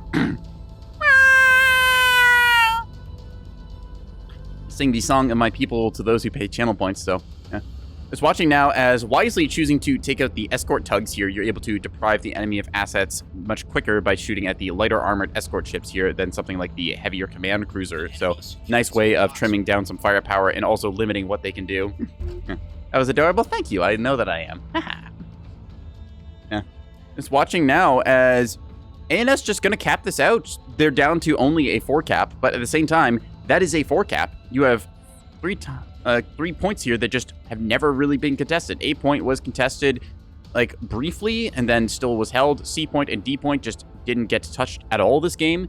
And E point, while it was capped by the OSP, ANS just kind of drove over and took it. Watching a kind of desperation breakout play as 450 continues to barrage upwards here. Seeing this light cruiser here getting toasted a little bit. Yeah, not much in this one either. Wait, are both of these just skeleton light cruisers? No, this one's the proper one that's actually built up and has an intel center. Very nice. Good way to get awareness into your team, although cap fleets on ANS side are typically very expensive, so it's kind of a struggle to fit that 90-point compartment. Still, though, we're seeing some railfire cooking through this thing. Falktether's drive yard will disconnect there, and we'll see the firebrand living up to his name as it brands the area with fire. CL desperately trying to get away now, pointing its back towards the enemy, just trying to use its thrusters. That said, all the thrusters here getting knocked down to red or lower. Yeah, only one engine operational still, as more railfire will contribute. But even though ANS is going to lose some of their assets here, like, they're still in the game. And oh my god, this Axford, the Axford we saw get completely clobbered like 20 minutes ago, is still alive and kicking. Like, granted, it's not having a good day. It's like down to its basic restores, but the drives and reactors are still here. CIC is online. This thing, it doesn't have a mag right now, so it could get a mag back online and then its belly gun. You see them now realizing this and they go for the reinforced mag, probably also going to elect to get that belly gun, try and fire a few more shots on anger if they get a chance. That said, caps are going to run out here. We're going to see if this CL manages to make it behind cover or if it does somehow go down. Seeing the magazine here taking a whole bunch of beatings. Where is this thing's CIC? CIC, you're up in the nose. That's a little bit risky. Only one of those too. So if you lose the front side of the ship, you will just flat out lose the ship unless you can restore it. Yeah, that's going to be a ANS victory here as the cap clock will run out here now. Just gonna call that GG ANS victory as the cap timer will tick in a second here and people throw in the towel. So yeah, OSP just not bringing enough frontline. Dual backline fleet, while it is a very strong set of tools that you can bring to a match, you do need more to just kind of anchor your frontline and also just a little bit more in the cap assets because there's quite a few ships here, tugs and shuttles and whatnot, that did not manage to get onto the points in time. And they just, well, simply gave the map to the ANS, who then pretty much moved up, rolled them, and held their ground for the rest of the game. So that will be that then. Yeah. Ooh, almost 21,000 on this ship here. Credit to Internet Explorer. Yeah. Seeing a little more expensive than your normal CL. CL is typically floating around the 1,000 point mark, although you can put a little bit in for the premium. I believe that 90 of that was the Intel Center, and then maybe just a little bit extra for some direct missiles and whatnots. Yeah. Good stuff seen there from the cap fleet on the ANS side. Seeing some respectable damage numbers across the board. Yeah. Again, rail destroyers don't deal the most damage. Their damage really comes from starting fires and inflicting criticals on the enemy and debuffing them. This is a tool to enable your other frontline assets, like the big 450 guns of your Axfords, or if you're on the OSP side, the various calibers of weapons you see typically brought on bulk freighters. Speaking of bulk freighters, we saw a bunch of the mass drivers. They do end up firing some shots. They expended a whole lot of their ammo and did get some hits, but they just were never able to really get a good target lock there due to, well, too much assets being put into the backline. I talked about this in some of my MechWarrior streams, but if you overcommit your tonnage to your backline assets, your frontline will get folded, and then it's just your backline assets left that are meant to support that. And with no frontline to support, they're just kind of there to peck away at the enemy and then slowly get rolled up on. So we saw that happen in this game. Yeah, OSB fleet. No real standouts here for anything in particular. Although it was quite funny seeing that life pod get shot at like for a while there. They must have thought that was a enemy offset locking asset. Kind of sneak around their backside, get a radar lock, hold it for their allies. But instead, it's just a little life pod having a very bad time as it gets put through the laundry machine treatment. Anyways, I'm gonna head back to a main menu here, take a look, see if there's any other games up. Nebulous auto balance server and Conquest testing. So hey, here is a thing for anyone who is not aware. Conquest is currently undergoing some testing modes. I myself am not a tester, but I've talked to a bunch of the people involved, and they say that it is going along very promisingly. And they seem to be having a lot of fun. So this is something to look forward to as Nebulous gets kind of its grand strategy mode. So anyone who's played a Total War game, it'll be something a little bit akin to that, a little bit akin to Hearts of Iron. So kind of Paradox-like. So very nice to see that there is testing going on there. No idea what Dakota is, but I'm assuming that's like some new test map or what they're calling one of the battle spaces. Yeah. MechWarrior stream when? MechWarrior stream probably either this Saturday or Monday. I like to alternate between Nebulous and MechWarrior as two of my kind of like common streams to do. Give people a little bit of the familiarity there, and then go for some other titles when I decide to mix them in. Yeah. Take a look, see if there's anything else going on here. So Nebulous auto balance or switchbacks. Both of these are on pillars, so not exactly looking forward to that. I might just hop into one of the area officials here and see if we can't get that, since I could ask if they want to change the map. I'm not the biggest pillars enjoyer, just having played it a whole bunch. I like other maps. Tumbleweed, for example, is kind of interesting. You get a lot of close quarters fighting on that map. Arroyo is a map that I quite like. It's this big kind of asteroid, sandy, donut-shaped thing. Looks a little bit like a skull from the right angle. It's got these lovely trenches to fight in, and this fun underside fight as well that you can have with people, and then you can rotate up and down between the rocks. So, Arroyo, very fun map. I like that one a lot. Honeycomb, also, not as big of a Honeycomb fan as I do like Arroyo a bit more. These are all, of course, custom maps that can be added into the game. You see, we've got both official and modded servers here. So if you just want to play on the official ones, you can go for one of the area official dedicated servers and play on Canyon, Nix's Eye, Caltrop, that kind of like. But quite a few of the modded maps are very popular in the community for a reason. Tempted to hop it. I'm just going to peek my head into the auto balance server and see what's up in here. It's like we got a little bit of stuff going on here. All right. Okay. All right, okay. I'm going to ask them, do we want to play pillars, and then check from that. Well, that's interesting. What is this? Beams. See, list maps, see what we get here. All right, so there's a couple of options here. It looks like, ooh, they have tombstones. Okay.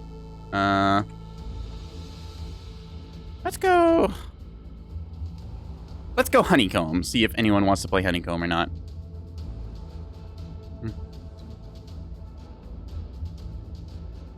Looks like some people want to play Honeycomb. Come on, one more vote for the honey. Let's go.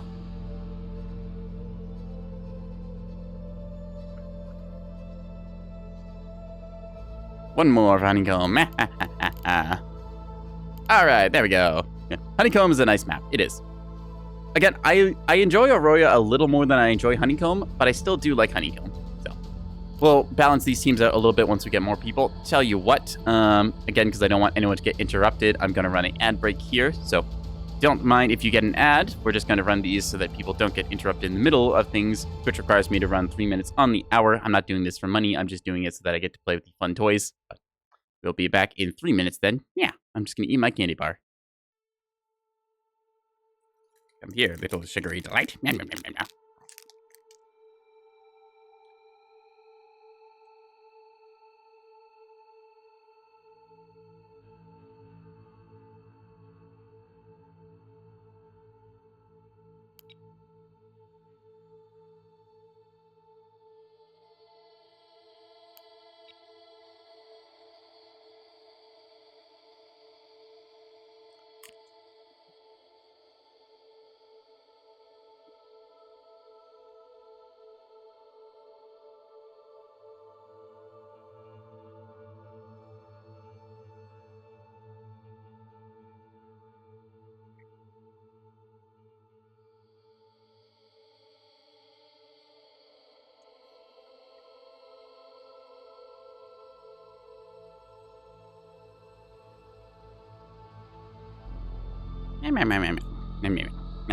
My mouth is full of caramel. Yeah. Good news is there's sugar, so I can just inhale it. Only drive Solomon when forgot about reactors? Okay, you joke about drives only Solomon, but I have seen a quad Whiplash Solomon go disgustingly fast. It had to run like a whole bunch of plant control centers and microreactors and stuff, but it was able to work. It took it a century to turn around to the right angle, but...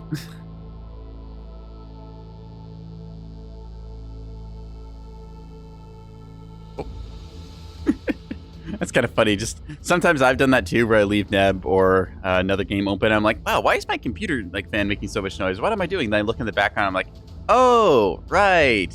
I've had this open for like 5 hours now, and I completely forgot to. Anyways, we'll just wait for one more. So Nebulous Auto Balance Server is the place that we are at right now. Preferably you do double Whiplash, double Dragon for that. Yeah, I'd say that you can go quadruple drive Battleship. Again, I'm not the biggest Battleship player. Like, for example, I think the only fleet that I have that actually has, like, Battleship. Like, I have a Battleship that is, like, not finished at all. I built this thing forever ago and then forgot to finish it. And, yeah, I don't play Battleships. I find them, like, a little bit too kind of big and unwieldy, and I don't like putting that many points into one ship. So, I like to, have things kind of evened out here. Okay, so apparently we have a 2-stripe advantage, which is close enough for balance in that, so calling it fair is fair. Let's see.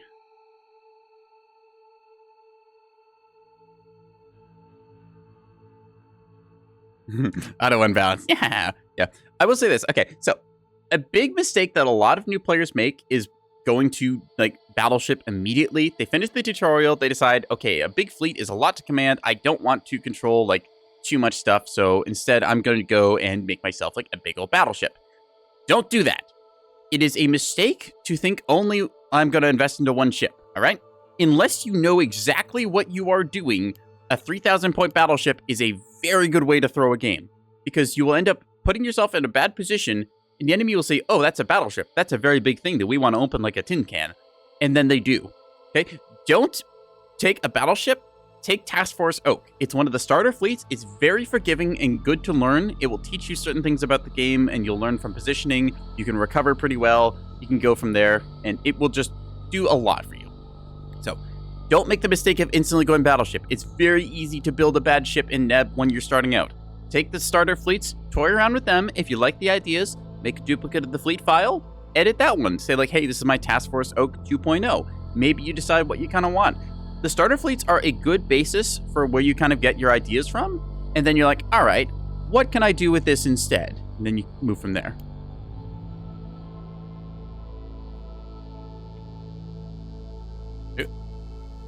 Just going to ask them to please show the fleets here, which Dagger Fleet doesn't really tell you much. Besides that, apparently it's the D points, so yeah. There we are. All right, so we have got a bunch of beam destroyers. We've got a cap fleet from Quiz here. Nice to see Quiz tagging in for that. I'm going to be playing the front line this time, where I've got my big old Axfords with their sidearm Mark 62s here. We just shuffled a little bit, but anyways. So the plan for this is more or less the ANS game plan that you see in every game. You're going to have one cap fleet, you're going to have 2 frontliners, and then you're going to have kind of a flex pick. The flex picks typically where you see like some of the weird stuff get brought out, like rail arrays or super missile boats or anything else like that. Oak is great, and you can also do the same with double SLOs. Okay, I will say that double SLO doesn't work quite as well.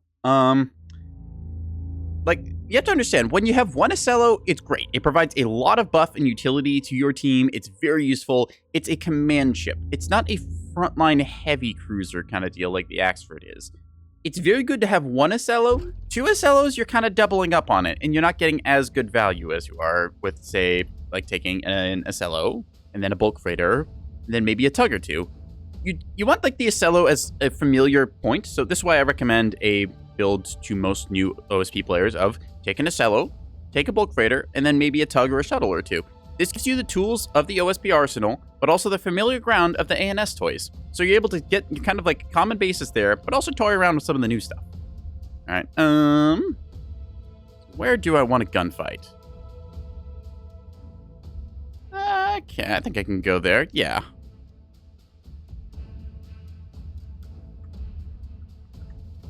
So I think that my plan of attack here is I'm going to go high for the C point, kind of battle up here, keep my nose towards the enemy, and I'll play along like this rock area here. Then I can adjust accordingly to depending where we want to send our stuff. So we're going E, C, and A, and we'll do that strategy. So yeah.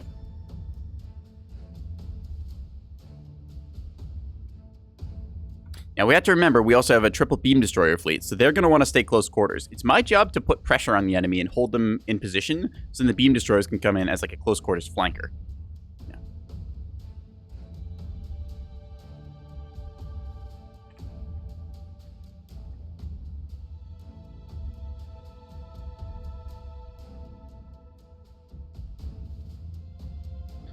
I'm thinking like they send the beam destroyers in here. There's a lot of lovely cover angles that they can get at, just kind of controlling that center space. Yeah. Where we talked about the last Cello cannons are finicky. The lower top mount. Yeah, the forward mount. I really hope that like at some point we get a model update for that because we had it with the tug where the tug has this little coning tower thing in the front of it. I don't know what it's there for. Probably just part of the model's like history or flavor or something saying, hey, this is so like tugboat pilots can adjust accordingly when they're doing little things with their grabber arms moving ships. But it was notorious for really masking the front turrets, which made it so you could basically not use the topside turret on the tug, which really sucked because it was kind of cool to put stuff there. But now that's been fixed because they raised it up a little bit. So if you saw something like on the front of the Axford here, if we just got like the turret raised up a little bit on the Ocello in similar way, so that it doesn't have the nose masking issue. Because people who I've talked to are like, oh, you just like put your heading like off like 5 degrees to the left or something. I'm like, that doesn't change the issue here, which is that it's clunky and it's kind of awkward and it could be very easily fixed just by bumping it up by like a teensy tiny bit or maybe giving the nose a little slant. I'm not sure which. I would love to see a little change like that. Anyways, seeing our beam destroyer fleet coming up here. So yeah, this is going to be us deploying 6,000 points for the C point. We're going to make sure that we cap that. That's a neutral. 8 points are natural. We're going to swing right here with the E-cappers.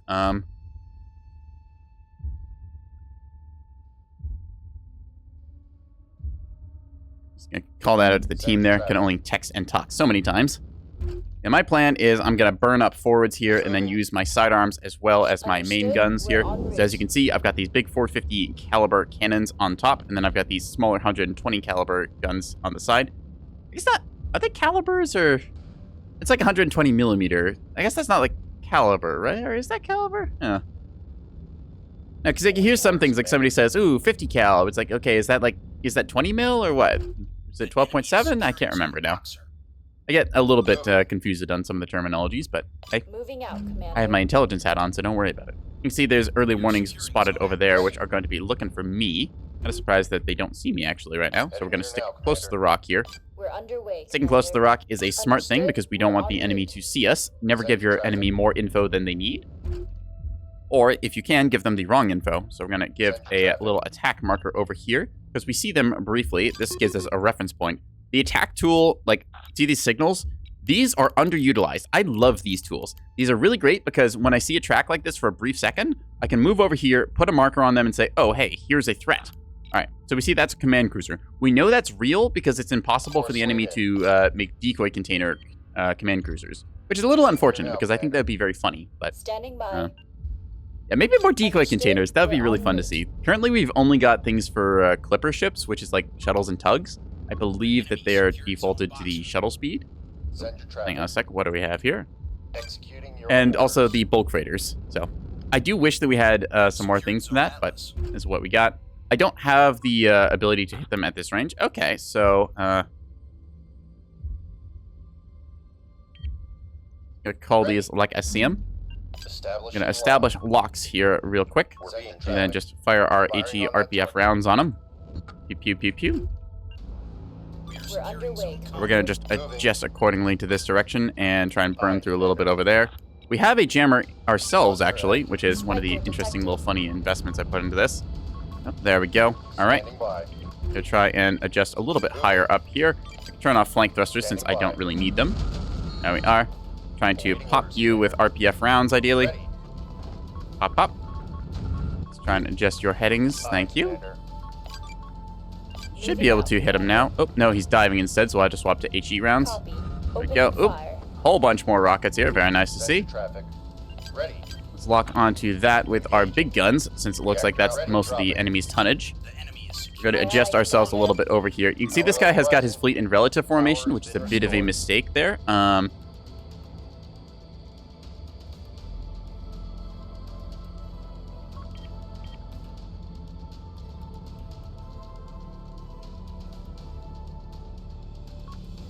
You want to go loose formation so your ships don't like double back and crisscross like this. Anyways, we're going to say that this is the priority threat. Oop, you can see it firing some big shots at us, so we're going to be returning fire in turn. Initiating attack. So our weapons free. Fire, good sirs, fire! So our jammer is going to run out before too long here, but still, C point has been managed to stay neutral here. Edge over here doing some nastiness. They've got some more shuttles and other things about. So we're just going to be lighting up this Acello here. Okay, so since we know it's an Acello, we'll switch to AP rounds, trying to punch through the nose armor. Bam, bam, bam, bam, bam. Is the plan? There we are. Oop, bumping a little bit there. Okay, so that thing has plasma on it, which is an interesting choice. We saw a plasma Acello last game. I don't think that they're the best, since I feel like plasma is better taken on bulk freighters and stuff, versus like on Acellos you want either the Mark 66 450 turrets, which gives you 2 barrels, or you can possibly go with the railguns as like a side grade. See me now doing a little bit of adjustment here, trying to keep myself moving around. I'm able to bow tank a lot of this damage, but I don't want to be sitting here longer than I have to, for example. I'm going to just overload all the jamming here that possibly can. See if that can break it. See, mass driver fire as well coming in, so that's less than stellar. Owie. Yeah, that's the support elements to their frontline fleet here, which is not what we want to be facing. Be trying to adjust accordingly to that. Turn off battle short. Actually, I don't need my jammers firing right now. In fact, the jammer is knocked out, so it doesn't really matter. I'm not going to bother fixing that. Oops. A little bit of bumper trucks here. Ah. Gonna point our nose towards the enemy and light them up with everything we got. Actually, go to advance a little bit here. I'll move up and do that. So, see if I can't lock you on. I can. So now, because we have them in our high explosive range with our 450, we should be able to shred them a little bit. I'm gonna fire on you. I think actually I recognize this fleet. Yes. I want to say that this is the tug fleet we fought last game. All right, well, now I know what I'm facing, so. We're underway. Commander, they have a target on us. So yeah, we're going to overton them here is our plan, because we have beam destroyers and they don't. I'm just going to have him issue fire orders, and then we're going to just go through sheer volume of fire at these guys. Keep this stuff going in. Bam, bam, bam, bam, bam, bam. Yeah, I'm shredding away at the bulk freighters in the back, and also keeping my small caliber guns shredding away at these tugs. One should be going down pretty soon. So we know that there's 2 fleets up here. We know there's a fleet off to the side, and then I think the last one should be the cap fleet. I don't think there's anything stopping us just advancing right now. Yeah, beams away. Let's go. This one's going to be having a very bad day. See, you shall do the dumb and make a battleship travel faster than an Axford. That's not actually that hard to do, all things considered. No, there's going to be lighting up this bulk freighter here in turn. That thing is having a not great time as it's firing missiles. All right, let's see. I'll provide lock on this one. Beam the tugs. Mahaha. Yes. We're going to close and engage the enemy. Copy that. We're en route. Acknowledged. Active decoy time. Boop. Missile fired. We're just going to be shredding away at these guys. Should be good. That one, I think, is dead by now. At least it should be. Fire on the locked targets. We are securing zone eclipse. Receiving. Fire another active decoy like so, just to mess with them, since these are less than pleasant. Gonna be firing continually on that one. All right, so this guy is now running. We're gonna lock onto him and fire. Locking on. Yo. This is the fun of when you get that little death ball game going. As we are winning the frontline fleet fight pretty well here, we should be flying to advance and just kind of bully them. See a whole bunch of other stuff trying to mess with us here, but we're able to burn through it and hold the line. Yeah. Unfortunately, a couple of those do end up getting through. Still, lock onto you. That will cook him down nicely. I'm going to fire onto you as well. Receiving. You will be locking there. Just don't mind me. Course plotted. Like you make a racing axe for it? Yeah, you can make them go pretty fast. I have seen triple whiplash Axfords go like ridiculously quick. I don't think that they're the best. I think you want to like mix and match a little bit, but still. We're having a blast over here with our frontline fight. This tug is annoying me, so we're going to remove it from existence. You're going to lock on with that, and then you're going to lock on with that. There we go. Bam, bam, bam, bam, bam, bam, bam, bam. See, some of these ships have been knocked out here. I believe this one is, in fact, true dead. Yep, there we go. Bam, bam, bam, bam, bam, bam. Ship is back to full power. Oh, we are getting flank shot here, so that is a problem. I'm going to quickly rotate the guns around and then hit that thing. We'll deal with that momentarily. You'll Understood. Moving now. be firing on these here. All right, so that is still being a nuisance. Rotate our guns to quickly deal with this thing. Have you lock on? Actually, no, you lock on. There we go. Then you can stay locked on that. Bam, bam, bam, bam, bam, bam, bam. Trying to maneuver our guns so that we're able to clear out that shuttle in the midst of us. It looks like their formation's in a bit of disarray, but we should be able to clean up allies here. There's nothing stopping me exactly from just exacting my vengeance upon them, so we're going to be doing so in a moment. Firing on that target. Standing Get by. that bulk freighter before it gets away. Ideally, you fire your 450 and do that first. We're going to repair our nose. As you can see, they were electing to trim out the escorts as well, just like I said last game. So watch now as a bunch of our light caliber guns will finish this. Making sure that this shuttle here is, in fact, dead. There we are. Now then, let's go after you guys instead. Number 2 will lock it, and then number 1 will lock onto... Actually, we'll keep the 450 going over here. Bam, bam, bam, bam, bam, bam. Ha, ha, ha. Right, so that bulk freighter appears to have died since it's losing all of its life pods and stuff. This one is not having a good time either. Excellent. Yeah, this is how you frontline. You just need to be the brick wall with all of your 450 and decide that you will take no quarter and no prisoners. Open fire on that tug. That boy can do a little DACA. I do quite enjoy full DACA Axfords like this. It's very fun. See the beam going through this thing now. Oop, was that an alarm? That is an alarm. Target is down. Bam, bam, bam, bam, bam, bam, bam. As for you, you are dead. Mark you as killed. You should be having a bad time. Yes, you are. The nice thing about the Axford is that when you point it bow on, you've got all these gun barrels pointed at the enemy, and they are in for a very bad time. Ready. And this thing somehow manages to sustain all the damage here as the front half has been knocked out. The CIC and reactor in the back will go soon. I'm just going to switch over to our big guns on it just to make sure. Standing by. Be a quick knockout in a second. Aye, Commander. Move our ships upwards Aye, aye, Commander. and forwards. Roger that. Yeah, the enemy frontline fleet met us, and this is why you don't want to engage ANS at close ranges like this. Our destroyer escort might have gotten themselves a little bit chewed up, but we're able to deal a whole bunch of damage here, and then just should spell disaster for this one. Waiting to hear the alarm bells as this thing signals evac. All the caliber shots flying into it now. Standing by. Come on, buddy. How are you still alive? Send to Like, traffic. actually, though, how are you still alive? I don't get it. I'm hitting this thing with everything I got, man. It's a resilient little tug. Credit to him. There we go. His power's out. Standing by. All right, ceasefire, ceasefire. Send to That traffic. one is dead. There we are. We'll lock onto, I believe, this one. What can we do for you, Commander? Target Actually going to make this acquired. easy on ourselves. Just going to put these guys in a formation like so. Forming up. Order them to lock on and then fire all the guns. There we are. That should be that. Moving. We'll just advance forwards. Formation loose, and yeah, we're good.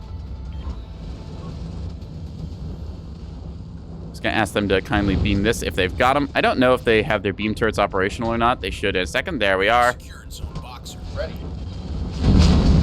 There's the alarm bells. It is dead. As for you, By. you'll be next. No can do, Commander. Advance. Ready clear now, Commander. So now it's just our time to clean up the rest of the map since we have nicely gotten our cap. Yeah, that's how you frontline. It's very much akin to what I do in MechWarrior Online, where I put big tonnage in the path of the enemy, and then I enable my assets along with this to like just kind of roll up and get damage in. Let's see. Checking for alarm sounds. Ready. I believe Under that, attack. yeah, you are in HE range. Open fire. Securing zone eclipse. Firing on that target. And I doubt volume of fire. Ammunition is low. Get it done. Try and pepper away at them. Unfortunately, we are running out of our high explosive ammo, the small caliber rounds here. Yeah, we are royally out of those. We'll have to switch over to AP rounds. Engaging. That said, we've decided the battle here as our magazine is getting pretty emptied. That is a decoy there, so we'll just mark that as killed. And this thing should go down any second now. Bam, bam, bam, bam, bam. Standing by. Moving. Be an assault that stands full exposure in place. Yeah, I'm not saying like just YOLO push into the enemy, but when you have to bulldoze somebody and you paid for the armor, use it. You see now, Quiz did the thing where they covered most of the rest of the map. Unfortunately, we do lose the E point over here to these Acellos, but go. Okay, I'm gonna order ceasefire here, see if this one was the one that surrendered. Yep, you can hear the alarm sounds, so we will order the ceasing of fire. We're ready when you are. There we are. And now we are going to change our target over to this one. I'm not going to fire the AP rounds because they actually don't have enough pen to get through this thing. But with that said, we are still able to move ourselves over and engage. We're ready when you are, Commander. Copy that. Forming up. Heading there now, Commander. Yeah, this is a case where you don't want to be just deathballing against the ANS comp here because we had a... Oop, uh-oh, hello. Engaging. You need to get locked on. Because that is a shuttle diving towards us. Open fire! Bam, bam, bam, bam. We're firing AP rounds. Not that it's the best, but it's what we had loaded. Switch to HERPF. We'll see if we got that. This thing is popping life pods? Life pods, yes. I know that thing is killed. And cancel our 450 guns. There we are. Ready. Instead, try and go after this thing with all the sandblasting damage we can possibly get. Pop, pop, pop, pop. Send your traffic. We should be able to just fire AP rounds and get it. Engaging.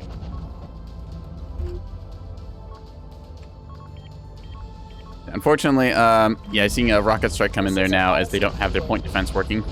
We're trying to take out this thing with whatever we got, firing our AP rounds, but yeah, it's kind of rough there. Yeah, that's the really nice thing about having escorts like that. With my fleet, I don't have enough points to bring an escort fleet like that. But when you pair up like this with someone who has a lot of electronic warfare and can kill small ships very quickly with the beams and 250s, it works very well. Send your traffic. You can do that with the Centurion, took out a stalker on a corner, 2 enemies behind. Yeah, Centurions and MechWarrior Online are deceptively tanky as long as you can use the shield arm correctly. Engaging.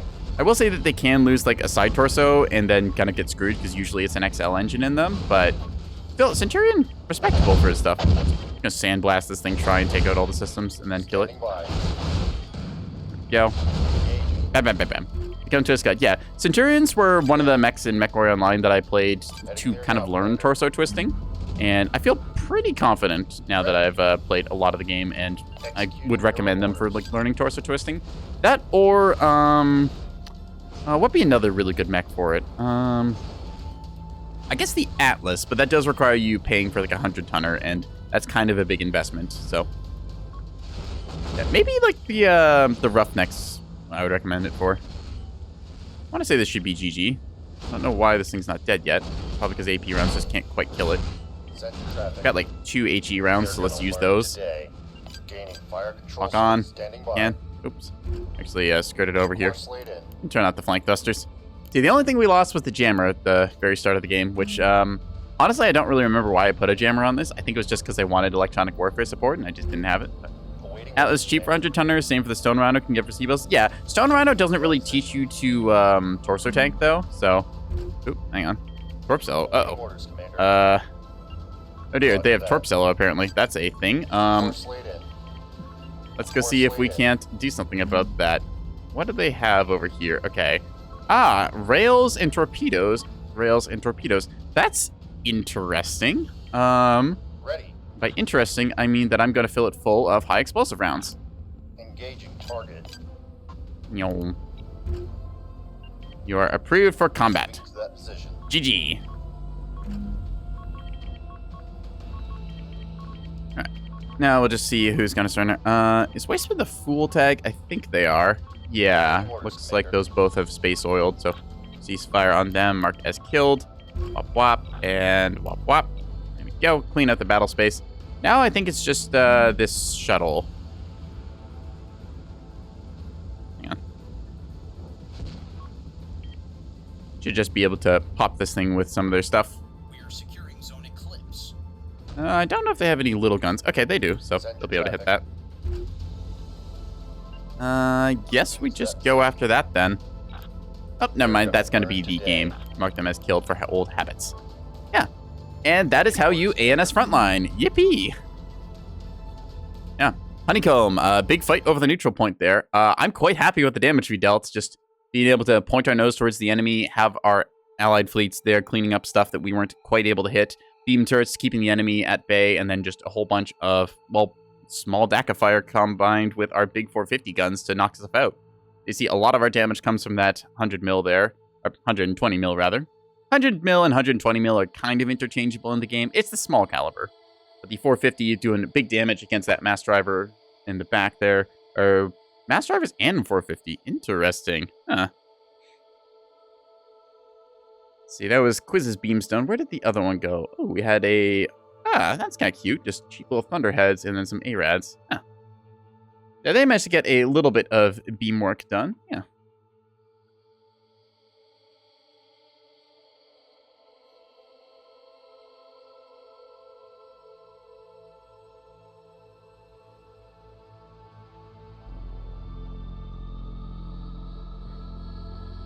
Yeah. Because beams have damage fall off, and the way that components work in Nebulous is that you have to deal a certain amount of damage over a threshold. This is referred to as damage threshold. So you have to deal that amount of damage, but because beams have fall off at range, sometimes against the bigger ships, you don't deal enough damage to properly knock out a ship. So you have to get closer in that case, because beam, it's like kind of, if you played Mech Warrior and know how the beam lasers work in that, it's kind of the same idea. Like, you do a laser fire, it does full damage out to a certain range, and then has fall off after that.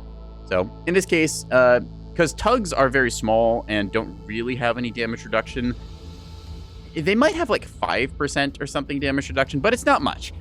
You can just basically point at them with a beam, flick Battle Short on, and just fire away, and then they cook through them. So it's a really great way of cleaning up escorts and small ships. Yeah.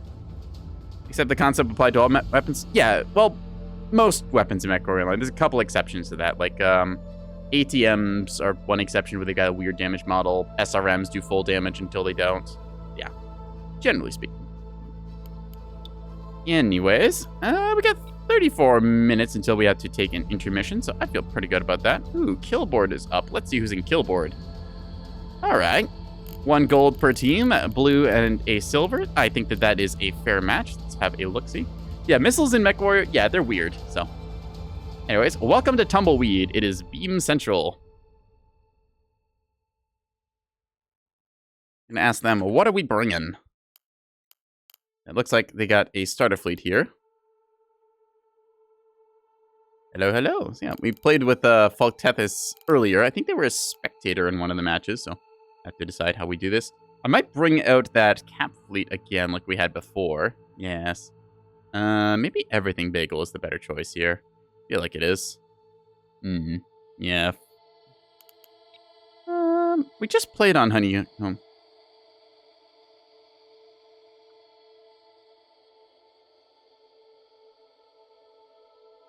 Because I just played Honeycomb, I'm going to use Democracy, and I'm going to vote no. So, there we are. Going to reveal my fleet to the team.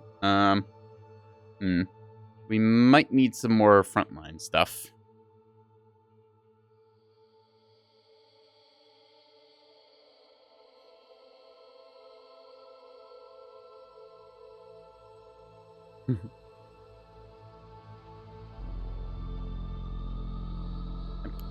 I don't remember which one Azurite Squadron is. Let's see. Fleets, starter fleets, Azurite is... Okay, so we do have a combo. Again, this is one of the starter fleets that I really like as a concept, because you get the Rose Soul, Acello, Extra Command ship. It's got nice point defense, it's got lock-ons, it's got some flak for dealing with smaller size missiles and stuff. It's a good ship. You've got the Abject Terror, which is your 450 broadside, so this is kind of your shield, this is your sword, and then lastly, you've got the Always Alert here as your little spotter tug. It's a good 3-ship combo. It's not too overwhelming. I would honestly say that if you know how to use the heading commands, this is one of the more easy fleets to play. Like, you get Cobalt Squadron, which is very easy because this is just point towards enemy and then click. But I think that Azurite Squadron, like, you manage the heading of the Rose Soul, you manage the Abject Terror, and then you just point this thing at whatever you want locked on, and it works really well. You can put the Always Alert in a formation behind the Rose Soul because the radar goes through the ship no problem. So, quite handy for that. But anyways, I'll load up as the cap fleet, and we'll go with it and see how things end up. All right, there's enemy left at that area we pushed out of. One of them was ATM Supernova with Ultra 10. Smash them with Hell Bring Your Friend. 4 kills them. Hey, good for you. Yeah. I'm glad to hear about MechWarrior stuff, but I do try and keep the chat focused more or less on the current stream that we do. So, not to discourage you wanting to show your stuff in MechWarrior, we will be playing more of that on the channel in the future. But I do try and keep Nebulous and MechWarrior to MechWarrior. Otherwise, you get like people walking in. It's like, hey, I got no idea what you're talking about. Did some new patch happen? What is this thing? There's a couple transferable like concepts between the two of them because again, both of them are games that have their own editor. You go into a match, you try and play your respective role that you've got either with your fleet or your mech or the kind of strategy that you're composing. So it's going to be a big close quarters fight here, and we're going to see if we can't do some silliness and bring in the Everything Bagel fleet because it's got a little bit of everything. Thinking now an early warning radar probably won't be the most use on this map since it's typically a close quarters fight, but still can have some value. There is certain long sight lines that you can peek down. Mentioned ATMs reminded me of back to Nebulous. Yes, Nebulous nonsense is something we wish. Kind of tempted to get another candy bar because my mouth was delectably full of caramel for a while, but now all kind of melted away.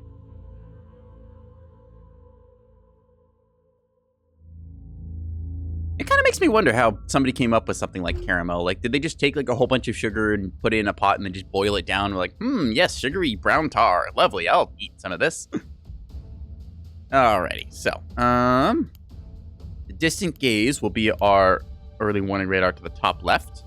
I think I will put, let's see. I'm going to put one multi-mission tug per point, roughly. Then kind of go off of that deployment like so. This way we've got a little bit of everything kind of scattered around. I'll have one be like our neutral little C point capper.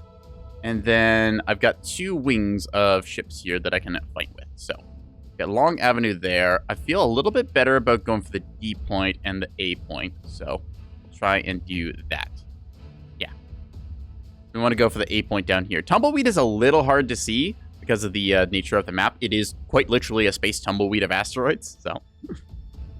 It probably melted under heat one day. Someone tried, said it's not surprisingly good. Accidentally added to water and said, huh. Yeah, it's like, it makes me wonder, like, a lot of food stuff. Like, how did we end up figuring out bread? Like, don't get me wrong, you can mix flour and water and stuff together, but the first, like, yeast, like, extract things you got to make bread rise, how do you think they figured that one out? Because you can just, like, mash bread, well, like, I take bread out of, like, flour and water together, and then, like, I don't know, throw something in with it. But it's not exactly bread unless it rises, right? So, I don't know. Where do they get yeast from? I also don't know where yeast comes from. I know it's like a bacteria thing and it like is naturally occurring somewhere. But as far as I know, it just comes in a jar from the store. Interesting little details that I want to learn more about. Usually this starts me down a rabbit hole and then I end up watching like 2 hours of videos about making bread or something. Tofu as well and bean curd. It was considered a spoiled product till someone actually tried it and said, I can sell this. Yeah, that's the other thing. It's just like, you get a bunch of things like fermentation and that going. Like, huh, somebody figured out this thing and it worked out. Well, I guess that's cool. Oh, good, I did nickname these. This is a more updated fleet. Woo. Aye, All right, Commander. Red Fleet. You're going to go over here, loose the formation, and let it rip. Going to be heading to point there. As for you guys, you're going to be heading over this way, I think. Moving out. Should be good. Loose formation. Typically, I run all my ships in loose formation. To explain the differences, relative formation, it tries to keep the formation you've set the same way relative to the ships like in command. So like if this is say like a big battleship and I point like the nose some way and I give it escorts, they'll all try and like mirror off that battleship and keep their position relative. True formation is they keep them like exactly the same position as they were like put in formation in that. So there's like no changes whatsoever. It's like if I told this thing to stay like 300 meters here, it's going to play relative to the plane around the map. And then there's loose formation, which is just, yeah, just kind of stick close to each other. It doesn't exactly matter where you put. I do that because it doesn't mess with the AI at all for their positioning. So it's really nice because that way if one ship lags behind, then I don't have to worry about them getting caught up or anything. All right, let's see. You guys are all moving to points and whatnot, so that should be fine. And have you positioned down here, ideally looking towards that direction. You number 2, I need you to kind of come up from behind the rock. Let's see, PD area, was it PD missiles? Right, wasn't it? Last salvo, fire mode, doctrine. Decoys. No, there is a command somewhere. What's it? Point defense turret. Point mode. Yeah, there it is. So we want this to be on point setting for all these guys so they don't accidentally waste their missiles. Because I need them to make sure that they can clean up stuff. have you guys set to flank because you're not really doing too much with your damage control teams right now. All right, early warning has gotten its first catch of the day as we look over here and swing our sensors. We see that there's a big formation coming this way. It makes me a little hesitant to actually get onto point since they are coming quite fast. We're going to actually break off here as I say that. And have you guys adjust accordingly, like so. You're going to deploy your jamming on that avenue and battle short it to make sure that we don't get anyone jumping on us here. So yeah, our plan is now to pull back and give a little ground since we see there's more stuff committed here than we are ready to handle. Have you adjust again a little bit down below. There we go. Yeah, we're just going to go around. They're doing a whole bunch of jamming there, which is a big issue for us. Luckily, we have this offset asset, so we're able to detect the enemy here like so before they can see us. They're sitting a little bit close here for comfort. The shuttle's getting back around the rock here, going this way. Gonna be moving you back as well. Owie, owie, owie. Got some RPF rounds cooking into the rock there. Want to just keep the jamming going, make sure that we give up that point. That said, if we give up that point, that means that there's other avenues we can explore for cap points. See, there's something down this way, so we're going to start firing our gun at it. There we go. As for you, you're going to be moving down over here towards A point. Yeah. We have scouted out the enemy. We know roughly where they are. We're going to cease fire on you so we don't burn out the jammer, and then we're going to have you guys move around. I'm not expecting them to play the outside of the map here. I'm going to set up high and then try and like loop back down. We're going to see roughly where they end up going here. So that is the plan anyways. They get the D point. That's okay with me. We can fire off a missile or two if need be. Find out because they're probably just going to mass. Like, yeah, they're going to move en masse over to this point, and then there's nothing we can really do to stop that. A couple missiles going out here in turn. Probably just going to impact into the rock. I doubt that they'll get a track on us. Maybe they will. Okay. Oh, there's a thing we can jammer. Try and jam that missile like so. And then jam you as well. Just trying to provide electronic warfare support here. Wop, wop. That shouldn't hit, should it? Or... no, I think it just went into the chaff butt. All right, excellent. So we've done our job of kind of being aware and then setting up for a cap. Your brain just imploded again. Basically, we're just waiting for the enemy to do something silly. We've scouted out that they've got a whole bunch of ships here, and we're now trying to counter them using various tools. They fired a missile. We tried to jam the missile and keep it from hitting our guys, and that's kind of the game. I try and break this down, but like Neb, like I said, it does get a little complex. Once you play the tutorials and picked up some of the terminology, then it gets a little better, but... what's a good size 3 base trying to get 1 to 10k range warhead? Okay, I'm just straight up saying it now. You are not getting a 10-kilometer torpedo unless you are making some serious sacrifices. Just don't bother with that. That's not worth it. You can do it, but I don't think it will be worth it. You're much better going for a closer quarters torpedo. I'll do a little fleet building later on so I can showcase some of the stuff I'm talking about with that. Yeah, with a mace torpedo, you're trying to go for... like, I'd say probably under 5 kilometers is your best choice. Okay, we see a whole bunch of ARAD missiles there, so we're in the wrong position to try and jam that. Uh-oh. Do we have anything that we can jam this with? Let's find out. Got fire on position here and see if we can't activate these jammers early. Come on, buddy. No, you rolled the wrong direction. No! Crap, so a bunch of those are going to hit into the Abject Terror there. That's the unfortunate nature. The Rose Soul is a very good shield, but the Abject Terror is just getting lit up from the side here.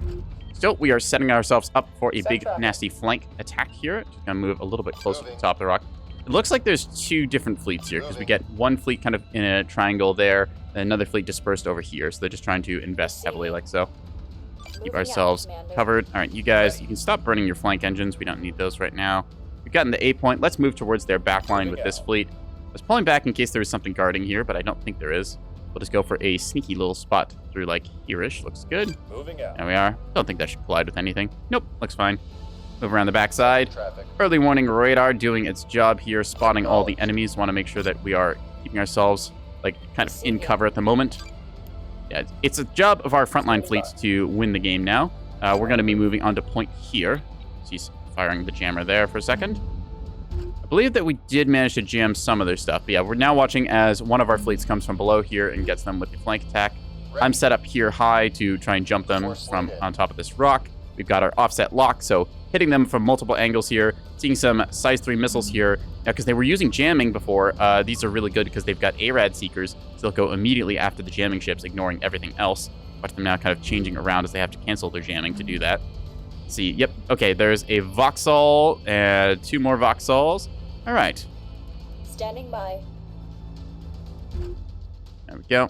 Gonna mark this one. I marked that guy as the priority targets. Yeah, they've got some missiles flying out of their back. See, they've got a VLS-3, so they've only got 6 missiles apiece. Still able to do work here. We just have to watch out for those. Not many I'm gonna left. see if I have anything in range to jam that. Nope, doesn't look like it. Crap. Okay. Awaiting orders, Commander. I would love to be playing electronic warfare support, but unfortunately I am not in position to. Still, it looks like a bunch of those got deflected into the rock here. Yep. Not taking the right path, instead going whap whap into the rock here as these wisely slide back into cover. Okay, now I'm going to be the fleet that moves up here. We've got 2 monitor blobs, and then the command ship and our, what do you call it? Let's lock Oh, them. hello, you. You're going to be a threat a second. Electronic warfare activated. All right, fire on target. Gotta fire our thunderheads as well once we get our jamming locked in. Bam, bam, bam, bam. Yeah, now we see the enemy is here. Moving. Yeah, it's nice that I played the scout role here because now the rest of my fleet is able to engage here correctly and we're able to see what we are dealing with. Enemy Hello, electronic beam countermeasures. destroyers. You are a problem. Okay, yeah, cool. Hi. Just need you to fire your jammer on position instead of Electronic that. warfare activated. You should be able to mess with them somewhat fierce. Engaging. Yeah, that's a big old nasty beam destroyer array. Now, the nice thing is that I scouted this out, so,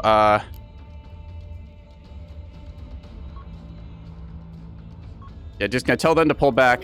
Beams are big nasty damage here, so we don't want to be engaging into that. CM Yep, online. gonna be adjusting once again here. There we are. Yep, so pair of axe swords there. That's the nastiness of beams that we don't want to be fighting. The idea was I would just cap the point here, but no, unfortunately, our guys are moving forwards here. Let's order them to move back. Pull back! Run, you fools! Fly! I can only jam for so long. Fix the jammer. Ah! Receiving. Trying to hold them back here, but unfortunately our monitor ball just deciding it wants to run up here. That is not what you want to be doing, really.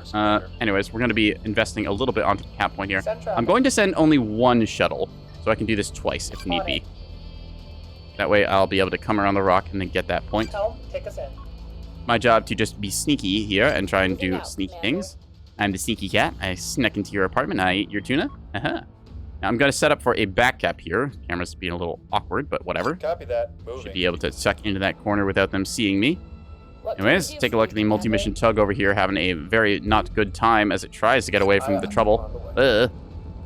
Yeah, unfortunately, I'm just struggling to make anything happen against a quartet of beam destroyers, and it doesn't help that we are rolling silly. Get it done. Yeah, Waiting orders. yeah, this is not what you want to do. You only need to send 1 ship to a cap point. They're realizing too late now they walked into a beam ambush. I tried to call it here, but unfortunately, yeah, just having a bad time. To try and prioritize marker one of these things and fire on it. Let's see. As for you guys over here, I might be able to shoot at the sprinter a little bit. I think I can get a shot at that thing. We'll see. Engaging. We're on our way. Still, we're winning a little bit on the cap game. I want to move up my early warning asset here so I can keep a track on them. Actually, gonna send you high up on the map. Moving to that There we go. Down low, multi-mission tug. You are going to be just staying here guarding the A point, I think. Under attack. That's your best course of action. Yeah, because I don't really have anywhere else to put you. Component offline. At I'm the going to set ready, up a Commander. back cap here, I believe, since I don't think the enemy will be watching. On the way, Just Commander. quickly sprint onto the point and do that.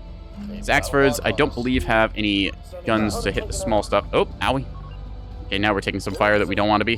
Put your heading that way, please. Thank you. Activate jamming. Begin jamming. See if you can't.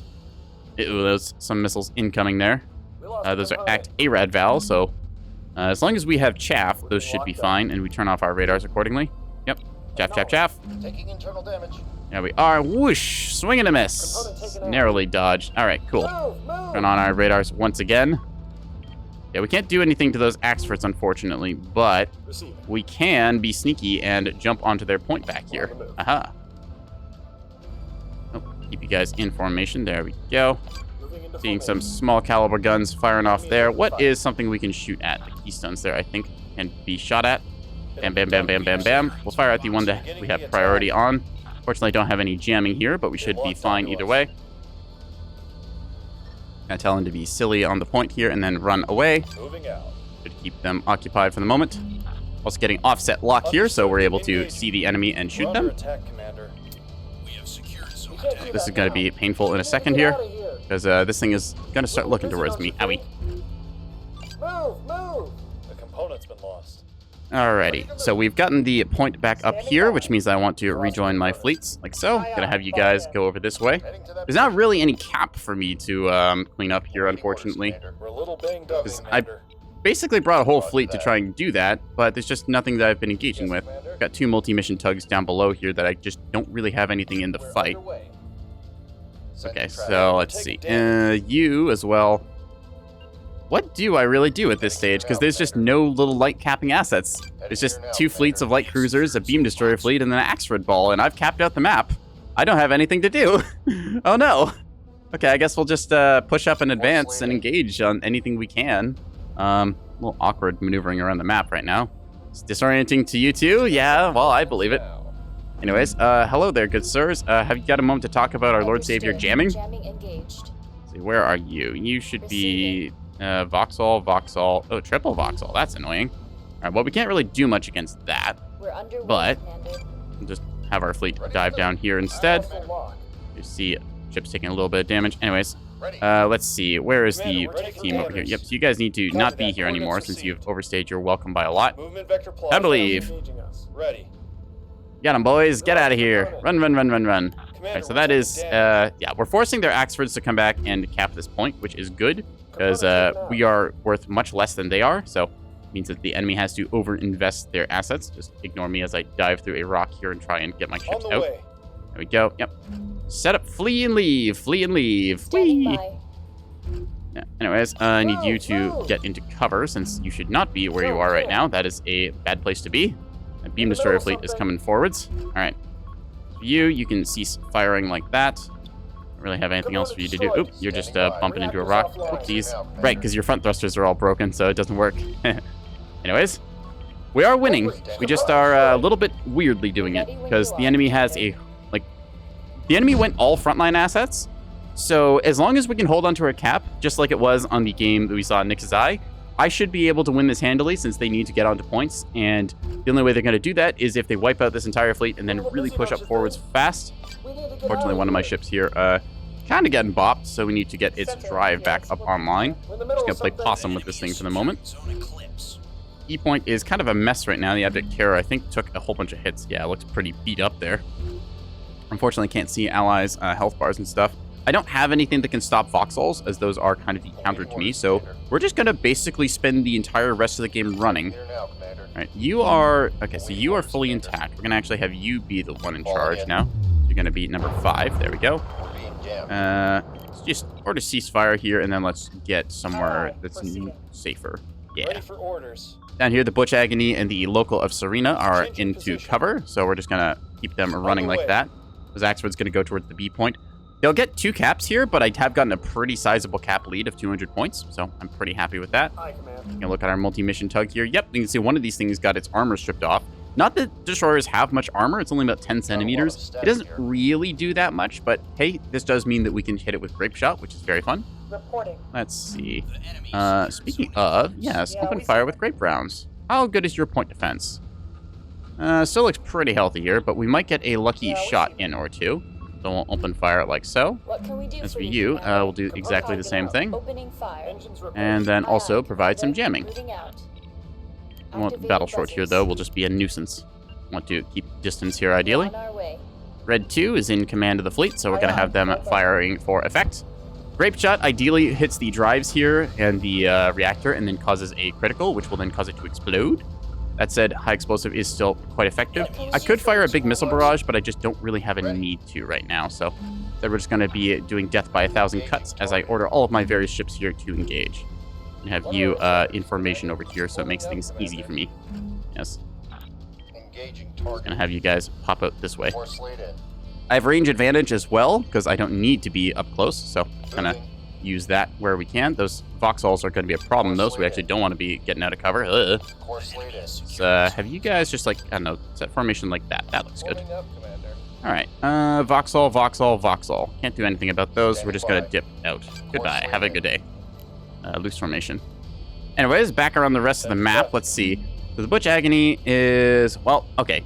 These ships are a little bit toasted. You can see that they have suffered a lot of destroyed components and stuff here. Most of their systems just got taken out by a sandblasting of RPF rounds. And Go ahead, Command. possibly just maybe a few high explosives in there. So the ships are alive, so they're just going to be taking cover here now. If I could actually see. Yep. Tuck them away in this little corner of the map so that nobody remembers that they exist. And then that will be the game plan. They're getting the caps back, but I should be able to recap here in a little bit. Have you guys... Yeah. So you are just going to hide. I'm going to act like I'm dead, and you're not going to think about me for the rest of the game until I back cap your point. And then it's going to be very funny. So this one, I saw some plasma hit it, I think. Looks like the Rose Soul is trying to trade a shot or two, but is pointed the wrong direction. Uh-oh. Over here we see our other monitor ball engaging torpedoes and stuff here. Bombshells flying into these Vauxhalls. Maybe they just are out of Hesh rounds. I'm not sure. Seeing some hits in there. Ooh, that one is just flat out dead? Is that smoke from it, or... No. Right? I don't hear alarms. I think it's just, yeah, radio smoke. We're running out of power. You tell them to use their Hesh rounds if they have any. They might not. All right, let's take a look-see over here. So, yeah, we are getting some shots in here. Grape shot is good. Okay, you guys are just going to join formation on this ship because I want to simplify my taskings. And we're just going to continue to fire grape. Yeah. Grape shot and grape shot. Cool. That's too far. See, that is a sprinter here, which we can engage on. That's too far. Aye, Commander. Fire your jamming, please. Thank you. And Copy that, Commander. We're on our way. to be able to take out that thing at the very least. Early warning radar, not really doing too much over here. Try and keep ourselves aware of where the enemy is. All right, so we are losing a little bit on the cap game now, but we can recover. Just need to be sneaky about my positionings, avoiding the Vauxhalls ideally. Ooh, the Vauxhalls that are now shooting at us, that is not stellar. Tumbleweed space runs out very quickly, so you need to be at places that your enemy isn't. Like, I have got jamming. What am I doing? I can jam you. Screw you. Get jammed. Lock on warning. What do you want? You have jammers, right? Oh, fix your reactor, please. Thank you. Awaiting orders. As for you, if you would be so kind as to stop them from shooting at you any second now. There we go. Yep, as you can see, the jammer has managed to break their lock. We just need to get out of here, and we should be good. Question is, where do we get out of here from? This is not the best retreat avenue, if I had ever picked one.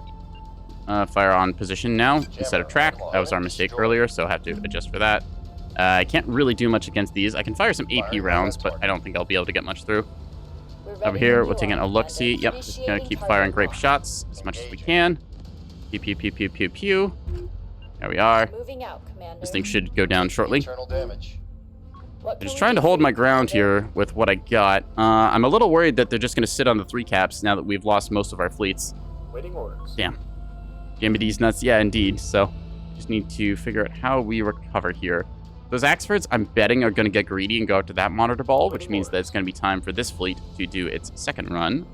Because remember, Nebulous players have short-term memory loss. As long as you can keep them occupied with other shiny things, they will be distracted, and then you can win. So we're going to go a little simpler there. We'll go over the top like this, like that, and then down into the B point. Underway. Set flank speed as well, because we need to go fast. As for the monitors here, yep, they're just getting popped a little bit here, which is not ideal. Fire jamming on that one, please. Thank you. And on the fire your guns as well. I might... Let's take a look. Is your magazine still working? Yes, it is. Okay. We are going to attempt to fire a missile volley. Fire. See if this works or not. It's kind of a Hail Mary, because we are firing into jamming here as well. Most likely this will not work. We will see, though. Kind of try and make it happen. Yeah, you can see our missiles kind of going all over the place, though. Possibility that they might lock on? No, unfortunately not. Doesn't look like it. Dang. The jammer on the chin of this thing really messing with us, just as we are messing with it. So, unfortunately, not having a great time there. You need to not be there anymore, please. Get out. Let's move. Let's move. You, I need you to continue jamming here, please. Can't do that, Commander. If you could, like, stop that thing cooking. Ready. That's what's keeping us alive. Okay, turn off flank, turn off battle short. This is what I was worried about. We lost our frontline fleet, and now we're just trying to recover. Okay, so red one is... You're just going to be, like, here, okay? Okay, and you're going to be a pair. I can possibly win this off 2 caps, I think. Executing your orders. Maybe. We're gonna find out. Okay, so you're just gonna hang out there. Yeah, that's the right call. I'm gonna have you actually move over this direction so I can, like, be sneaky. Aye, aye. As for you, down here, just because your main engines actually work, so that's good. But you're heading up this direction, stuff being silly. Oop. Okay, so Leviathan is out, so that's another one of our guys down. I should be able to get onto the B point here and back cap this, because I don't think the Axers will kill me in time. Those Vauxhalls might be an issue, but as long as I'm sneaky about this, we're gonna try and weasel our way to victory here, chat, alright? So, because we know that there's beam destroyers over here. We can still see them. We know that we've got our stuff down here that's kind of hiding and chilling and max and relax and all cool. This ship needs to be fixed, and I am out of damage control teams, so it is basically dead.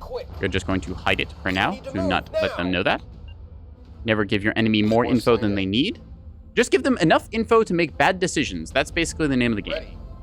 We're going to use our early warning radar still that we've got here to maneuver around and keep track of things. I can see them now all kind of moving about.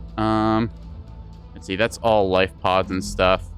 Those are Vauxhalls, so we want to stay close to the rock here, hiding. We're working on our back cap here at the moment. Unfortunately, there's nothing to keep their attention in the meantime, so I am just going to have to try and burn out the point here. Unfortunately, the Butch Agony was not in position to do a double cap with it, but yeah. Aye, aye. Full power. Copy that. Moving. We're getting locked up. Anyways, we're going to see if we are able to get this cap or not. Ideally, I will maneuver myself off to the side here, like so. That way that Vauxhall will not be able to hit me, but these other ones might. Just have to try and give him the hardest time possible. Underway. Yeah, a big problem we had there was we got my teammate got overzealous and moved on to the E point. I'm a more seasoned player, so I'm a little more paranoid about doing this. I was fine to just move my multi-mission tug on.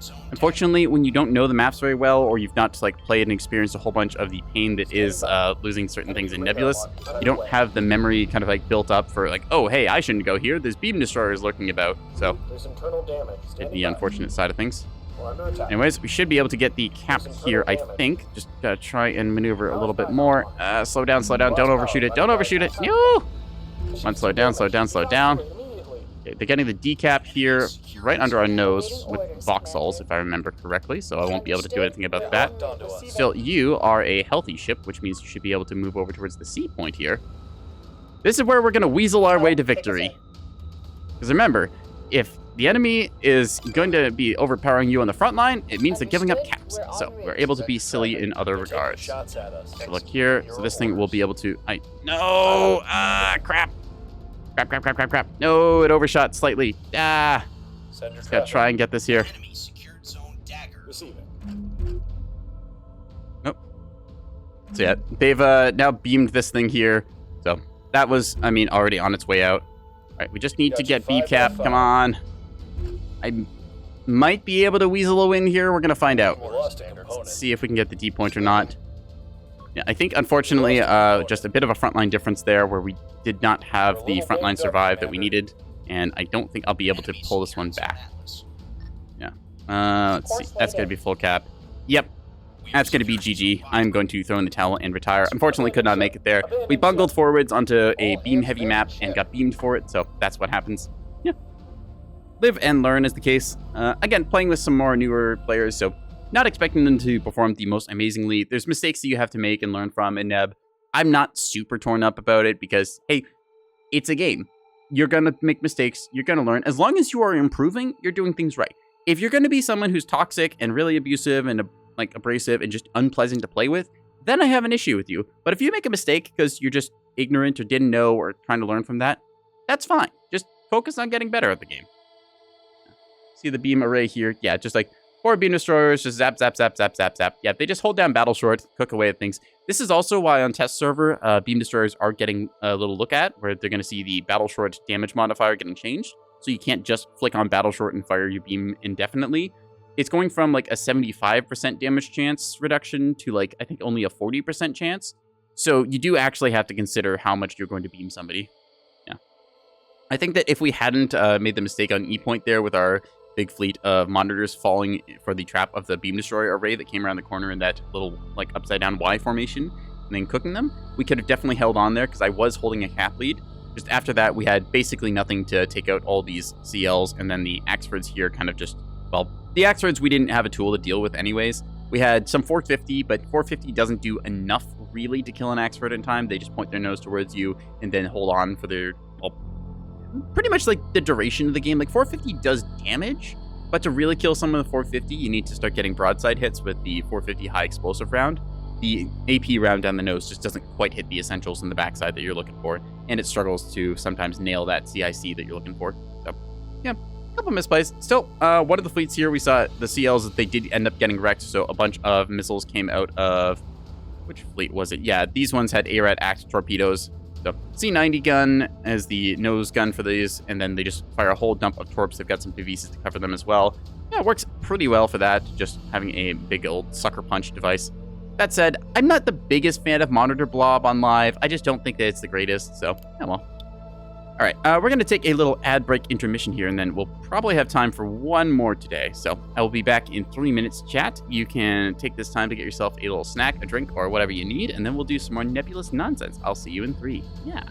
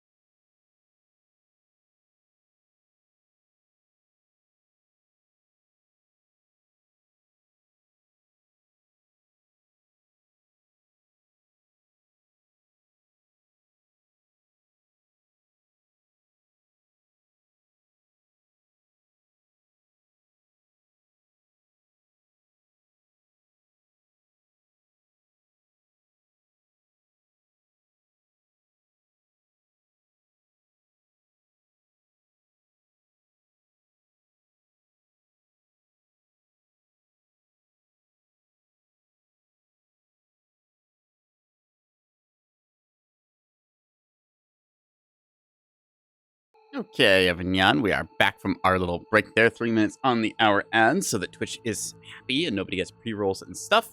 You know, Neb Killboard has Arroyo, but I want to talk about this briefly first. There's the Legends of Reach Halo server here. I believe that this is the Halo mod that a lot of people have been talking about. Yes, on Singularity right now. So that's something that probably this Saturday there's going to be an event on Darg's Coliseum for. Halo mod has gotten a lot of improvements, and yes, the modding scene is alive and well for Nebulous. So if if you're a Halo fan and want to see some UNSC versus Covenant action, that's probably going to be this Saturday sometime in the afternoon for like US hours. I don't know the exact time, so I can't give you more details than that, but something kind of fun to look forward to. I do love seeing some of the mods and like creative stuff people come up with for this game. I really like the modded maps in particular because they're not locked into, playing with like certain faction weapons or custom ship models and stuff, but it is also quite cool to see the custom ship models and other things being displayed by our modders. So shout out to them. Killboard, there was somebody on Killboard for a second. I'm not sure if I want to play another match of Pillars. Again, I feel Pillars a little stagnant, so we'll take our moment to kind of peek in here, see what's up. Don't know who this is. I know most of the rear admirals, I think, but I don't remember El Mocha, so oh well. Yeah, we can do some stuff there. I'll poke around here for a little bit. Actually, tell you what. While there's time waiting for some lobbies to fill up, we can discuss certain fleet thingies, because somebody was talking about torpedoes earlier, and I was going to showcase some of that. So let's go to our missile designer. To showcase some torpedoes you might want, I've got a whole bunch of random missiles here, some of which are mine, some of which are inherited.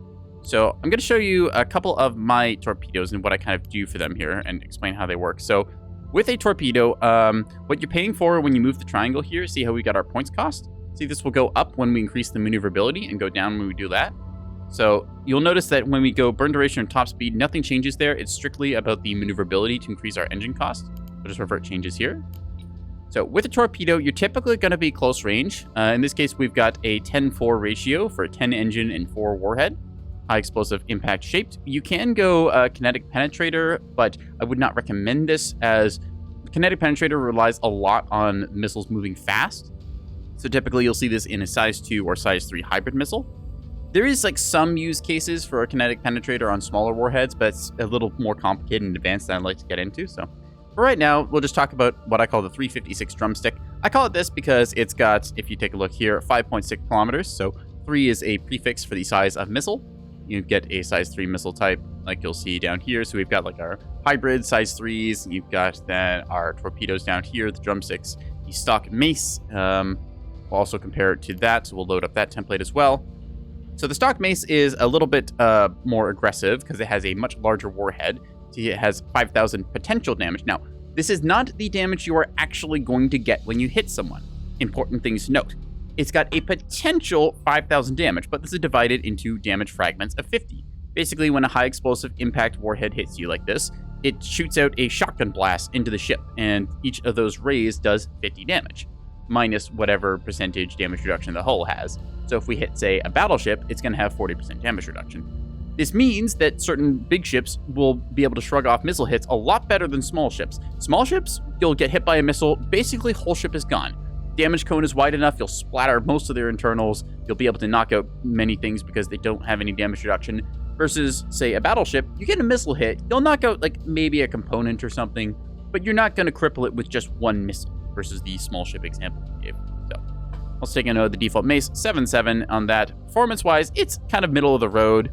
Flies okay, range is very short, as you'll note here. I believe that this might actually be a... No, this might have been a version of the mace from before the torpedo changes happened, where this had a much longer range. So using actual torpedoes I use, drumsticks, the 356 variant here, it's got itself pretty decent range. This would actually be a little further range than I would recommend using personally. I've been toying around with this, trying to go on certain thresholds where we get our point cost increase.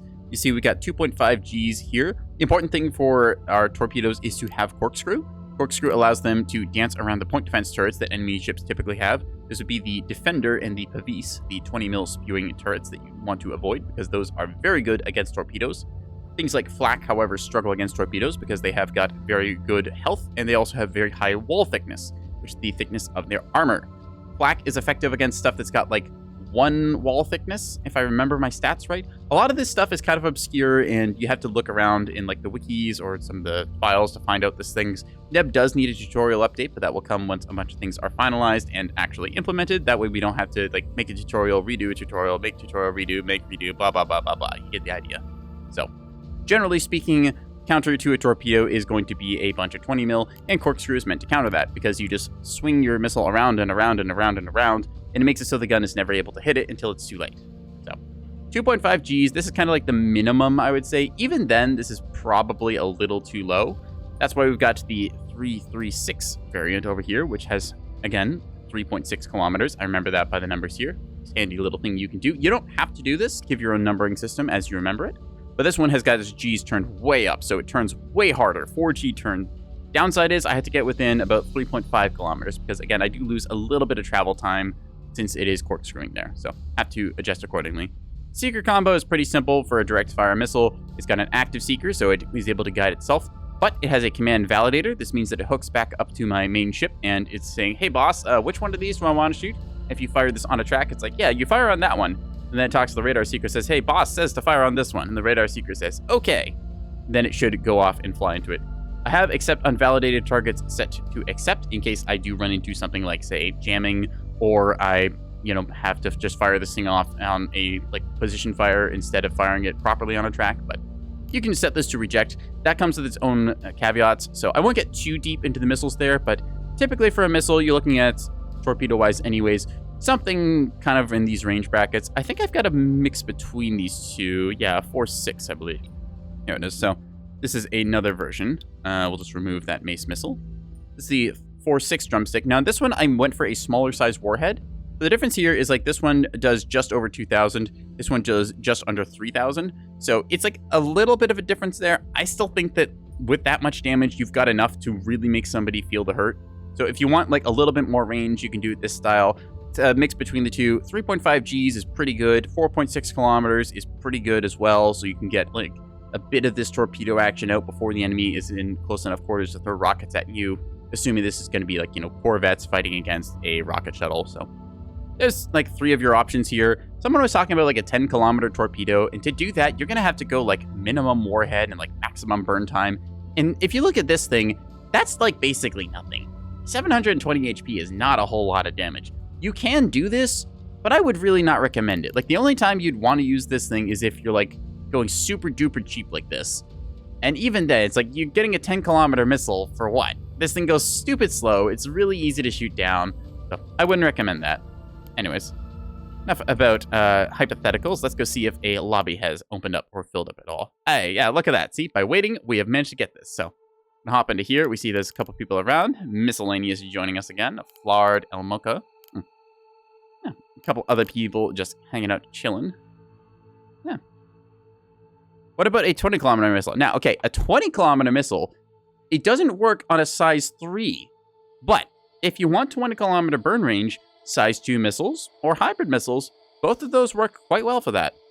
Range is a little bit of a fickle thing because certain times you'll want to arc your shots around the outside of a map, or you'll need to take a leisurely walk around the battle space to eventually get to where you're wanting to go with it.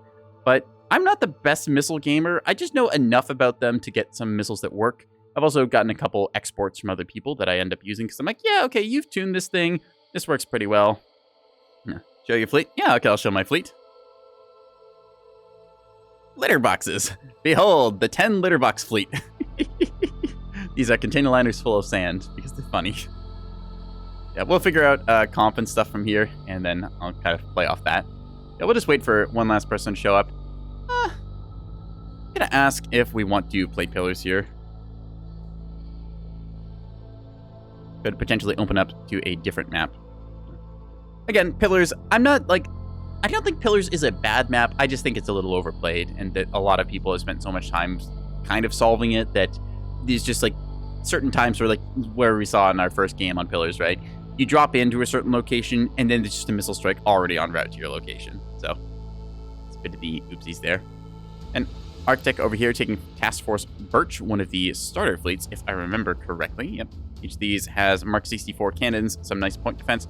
Lead ship starts with a bullseye, and then the escorts have some blanket jammers. So it might not be the most firepower, as you are giving up one of the forward-facing guns to mount your electronic warfare and your lock-on. But it does give you a still comparable amount of firepower to most other 3K fleets. Able to point the nose towards the enemy, jam them, and then lay down a whole lot of suppressing fire. So has some viability. Yeah. It's like Kylador over here. Nothing but the Rains. That's a nice name. Probably just going to be a big old blob of Rains class frigates. Let's see if this fills up. Now, the downside to the way Neb Lobby currently works is it just shows the number of players in the game. like it says, hey, we've got like, 8 players, so lobby shows 8 out of 14 or whatever. I kind of wish that like they did in brackets, like it said, hey, player count is 8 bracket 2, because then we'd have like, say, 2 spectators or something. That would let you know whether you've got a full lobby or not. So there's like little quality of life things I'd like to see put it around places. Yeah. That stuff will come in time though. It's just like nice to have that like idea pitched out somewhere, and then it's like, oh hey, that's a good idea. We'll write that down. And then like, I don't know, 2 years later we finally get around to it. Alright, so we're joined by some more people here. Fire NATO being the last to lock in there. I am most likely going to have to play the Cap Fleet once again here, so probably break out good old Coffee Shop 3 on my favorites here. So this is the 3rd iteration of Coffee Shop. I guess technically 4th, I just didn't rename it fully. So seeing our little standard ship here, this is going to be your average Cap Sprinter. It's got a little pop gun on the nose, has a complement of torpedoes and maybe a hybrid or 2. Defender on one side and a chaff box on the other. You have to point your left side of the ship towards the enemy. So kind of, it's like a little bit harder to do than, the kind that has the double defender. But to do that, then you have to give up the chaff box or put on the nose. That means you're only relying on your torpedoes. So that could be a little bit of a weakness there. So we have got 4 of them, named the Cappuccino, the Latte, Americano, and Cortado. Lastly, we've got the Kit Kat, kind of an inside joke with a couple of friends here. Kit Kat is a well-known battleship in the Neb community. So because I have got the Kit Kat ship here and a deception module that makes it look like a battleship, it sometimes fools people. It's a little silly, it's a little funny. I throw this thing onto the 8 point and it sometimes lives. I probably could do better things with 200 points, but it brought me a smile, so there. When I think about it, what if I just made that a proper capper? Because I could give up the cream or the sugar here, because I don't necessarily need double spyglass frigate. Decisions. All right. That's tempting then, because like I could give up the Kit Kat and then buff something else up. Maybe like take the cream and combine with the Kit Kat, and then I get another ship like the Cortado, which, again, this is a little bit expensive because it is a Corvette. A bunch of this is, of course, missiles, like 100 points worth, so I'm going to be throwing that out at people, but so. I will consider that as an upgrade then, possibly ditching cream or sugar here and then going with that, because I only do think I need 1 of them. Now that I think about it too, I was also continually forgetting the sugar is the last in the fleet, so I'm going to actually put the Pinard module on the top here, because I keep thinking to myself, hey, I should do that. That's a good change, because that way I don't have to roll it all the way over. Going to make that our iteration. We'll go from there. Yeah. All right. Let's see if we can't ready up and get one last match of the day, because I've got to go in about 30 minutes. Usual kind of timing for me. 3 hours of Nebulous on a Wednesday, and then I have to go play D&D with some friends. I say have to go, like I'm under huge obligations and chores. It's more just tabletop fun with friends, so yeah. All right.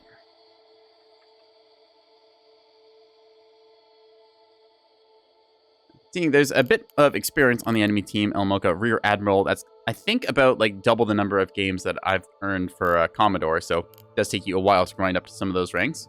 That said, rank is also a little bit deceptive. You will see some people who have very high rank who don't play the best. You'll also see some people with very low rank who are incredibly good. Don't trust rank as an indicator of skill. It's more an indicator of like experience and how long you've spent playing the game. Because you have to remember, you can play for thousands upon thousands of hours in a game. As long as you're making the same mistakes, you're not going to get better. You're just going to keep falling for the same stuff, and the same counter will beat you. And a lot of people will just end up slamming their fists into the ground and saying, no, this is unbalanced, this is unfair, why is this so broken? When the answer is just like, take one step to the left and, try something else. It's really funny seeing that. But I'm not saying that everything is balanced. There is times where saying, yes, this thing is unbalanced, this needs to be fixed, and people look at it like, yeah, okay, that is overperforming and overtuned. Let's take a little bit to rein that back in. There is a time for that, but a lot of the time, it's not broken, you're just doing it wrong. That's most often the case. And if you're just doing it wrong, you can fix that. Waiting to see what Calidor brings. So we got 2 fleets of triple Vauxhalls here. Okay, these ones, Mark 64s as well. Defenders and a golf ball jammer. Electing to go double blankets on this guy. Okay, I think he's... I'm betting the way that they've done this is kind of clever, where they do defenders on the top lefts and top right, and then like a defender on the belly, a golf ball jammer on the back with like 2 blanket jammers. That's what I'm thinking. Or maybe the other way around. So, Many hours a game, but still kind of bad. What is it, MechWarrior? Yeah, that's another thing. I think about MechWarrior Online as an example. I know people who have thousands of hours in the game. I know that they are still stuck in like tier 2 or tier 3 because they keep making the same mistakes. Like, you have to look at what you're doing wrong, because it's very easy after people get to a certain number of hours. So like, oh, I have 1,000 hours. I know everything about this game. I am the like end-all be-all authority of things. No, you can still be wrong. It is entirely possible to have 1,000+ hours in a game and completely make a clowny fool of yourself because you don't understand how something works, or you make a mistake, or you just need something pointed out to you. So, 1,000 hours of tier 5. Yeah, you can get stuff like that. And there's also people who are like, nope, I'm not going to try hard this game. I just want to play my way, have a little bit of fun. And you know what? That's okay. As long as you're not being an inconvenience to other people, unless it's like warranted, because you mean, say if you're a 20-ton flea or something harassing a direwolf on the enemy team, that's a warranted condition to be a little jerk. But as long as you're like not bringing down your team and like doing a whole bunch of stupid things, saying, no, screw you guys, I'm going to go off and play my way. I'm the only important one here. Wah, wah, wah, wah, wah. Just avoid doing that. Be supportive to your team. If they ask you to help out with something, be like, yeah, okay, I can make a change. I can do with this stuff. I refuse to acknowledge my wrong because it's me mechs are the thing that's wrong. Yeah, it's the mechs that are the problem. Yeah, that's the problem, totally. Ask if Mocha is ready. So we've got, let's see, 1, 2, 3 beam destroyers, expensive beam destroyers. Each of these things are 1,000 points. How did you put all your points into, Kalendor? I'm kind of curious, like there's not even missiles on these. All right. Well, we're going to see how this goes. So Trolls bringing out a, ooh, I like that. We got 450 on the top, a beam on the belly and stuff. So that's a nice little centerpiece to hold our formation. I'm a little worried we might get pushed in some ways, but we do have beam destroyers for playing that close quarters combat game. We saw in one of the matches on Honeycomb, actually our only match on Honeycomb today now that I think about it. We saw what happens when beam destroyers are paired up with some nice Axford frontline there, and you're just able to kind of keep your death ball going into the enemies. So deploying on our side of the map here. I'm going to put my beam destroyer in the usual place here, since this is, well, it's an expected spot, but it's still a good spot. Go with this. I'm also going to send the sugar down low so that I'm able to scout here. I believe that the TNS tag, yeah, it's Kalendor with his assault beam destroyers. He's going to try and play the underside here. I'll just be guarding A point. Instead, we're going to send the cream around. I think we'll put it on the left, because usually enemy deploys over here, and we want to scout that out. This side, typically not push, because it's a fairly long walk to get there, but we'll keep that in mind either way. I'm betting that the ACAP is going to be covered, so instead I'm going to be playing the little silly game where I send a ship called Kit Kat up here and make them think that it is, in fact, a battleship. Actually, we'll put it right through the middle. That's a normal battleship spot. Then for our natural caps, we're going to send the Cappuccino and Latte up top here. Then the Americano and Cortado will just cap out our naturals. I'll tell that to the team. There we go. We'll deploy our fleet in that formation and then go about it. Yeah.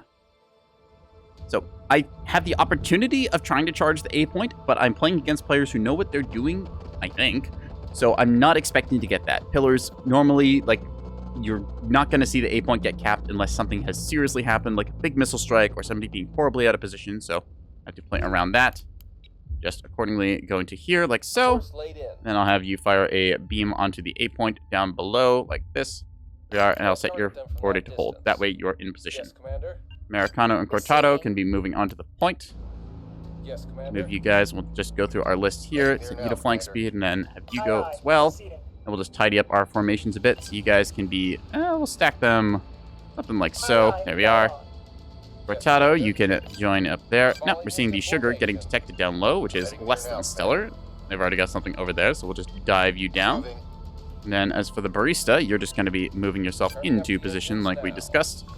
There we are. So you can see them already scouting us out with, I think that's probably an early warning radar there. Yeah, we can see we've got these tracks. So search track and an early warning. So there we go. Now we know what is up. Set our nose heading that way and then keep ourselves low. And signal a warning over here since the enemy has scouted us out. I can actually move you a bit off to the side then, keeping your nose facing the enemy so we're able to track them. Want to ideally drop off their radar here. Move up the Kit Kat. Now, what we're going to do with the Kit Kat is kind of a funny here. It's got a big signature size, and it looks like a battleship would be here. So we're going to move this thing up like so, along a path that a battleship would probably be taking. Like this. Because remember, in the first match of Pillars, we had a battleship end up here. This is a battleship-like path, And we're going to have this thing moving along at battleship-like speeds. Actually, if we'll kick that thing into higher gear, we'll see how fast that gets going. Battleships aren't the quickest thing, so we'll see just what full throttle does here. All right. Sugar is still being detected rather annoyingly, so we don't want that. It's going to put its nose down a little bit more, trying to evade these cargo feeders. They probably have a Bloodhound track locked onto it, so that's unfortunate, but oh well. What are you going to do? Want to be tracking through the rock here, ideally. We'll be there before you know it. Turning up the engines now. Don't know what they are, but they could be a problem. We want to make sure that the ACAP does not go into the enemy's hands here, so we have to make sure we are in position to contest that. We have secured zone dagger. As for the cream over here, the ship needs to be moving itself, so we're going to change its role ever so slightly, so it's a little bit cantered. Have it watching over this direction, so that way we're able to track what's over here. Enemy has good situational awareness, unfortunately, so we'll have to play accordingly. As for the Americano and Cortado, same idea over here. We're just going to move them to the outside of the map, getting ready to possibly go low or high, depending what the enemy does. Cap points are neutral, so it's up to our front line now to decide what to do. This is the point where a lot of cap players will make the mistake of trying to push up and get aggressive and stuff. No. You have to wait, let your front line develop, let people figure out where they want to go, what they want to do. This is the time where the hurry up and wait really kicks in. See, we still got our search tracks over here. We're keeping tabs on the enemy. Beam destroyers are lurking their way under the map, taking the very close and narrow path there, trying to avoid detection. We're able to kind of keep ourselves on tracks here. Should just be able to walk you around there. As over here, you'll be just kind of watching this angle like so, and put you onto the outside. Ideally, I want to be populating as much of this area with our sensors as we can, but I also want to be careful about what I'm doing. So they know that I know that they are holding off here, so I'm going to make sure that you are fired onto the very base. So the reason I'm firing onto the base of the point here is because this is where I like to put a shuttle that has a, like, just minimum investment thing. I keep this locked on there. Oh, okay, so we see now there's a jamming thing going on over here. I think it's coming roughly from that bulk freighter, so we'll keep our heading set this way. And be moving off like so. We're moving. That bulk freighter kind of moving up there. So we're going to be adjusting according onto it. Send an attack marker over here. Oop, you can see them firing some 450. I can tell by the range and the velocity, so we're going to adjust accordingly from there. Now swing down low. So they don't know exactly what we are quite yet. You see a cello and a bulk freighter, so that's a nice little pairing there. Anyways, they should be detecting our battleship. I'll air quotes battleship here momentarily, so we'll just keep that in mind. Having you guys just kind of rotate down low here, keeping cargo feeders in sight. What can we do for you, Americano and Cortado Moving going to be out, chilling here, hanging out. You offset ever so slightly. There we go. We're underway, Wah. Commander. Then the cappuccino and latte. I think I'll put them over to the side here. I don't really need them on the point proper, because this area of space here we're going to watch with our little ship up here. This thing has its own cap defender stuff. No vertical launch system on it, so no chaff box, unfortunately, but it does have double defender for what it's worth. Move you guys back away here. Oop. Have to remember to set loose formations so that I don't end up getting skill issued. Commander. Moving out. Set your headings ever so slightly Aye, that Commander. direction, and then as for you guys, I think same deal. Yeah, we'll just set the headings the other way, so that way they're ready to engage anyone who comes by. Roger that. Have you set up in reserve. As for the cream, you have left the enemy sensor range. You can stop burning your thrusters and stuff. Radar panels keep intact, which is what we want to see. Be trying to just keep awareness of things here. How can we help today, Commander? All right. Kit Kat is in position, more or less. I'm going to peek it upwards a little bit. It lets me. There we go. And then downwards. Copy that. Make them think that this is, in fact, here. There's a good chance that they saw it, and Intel identified it as a, well, battleship, which is what we want them to think. Still have our beam set holding position on that, so that is going to be overwatching. They're getting a little bit bold here, pushing up with that. At the same time, though, that is the front line developing, so hey, there's that. Should be able to get a cross fix on them momentarily. We'll just adjust our positions. See, we got a ELINT warning up there, so that is way far off.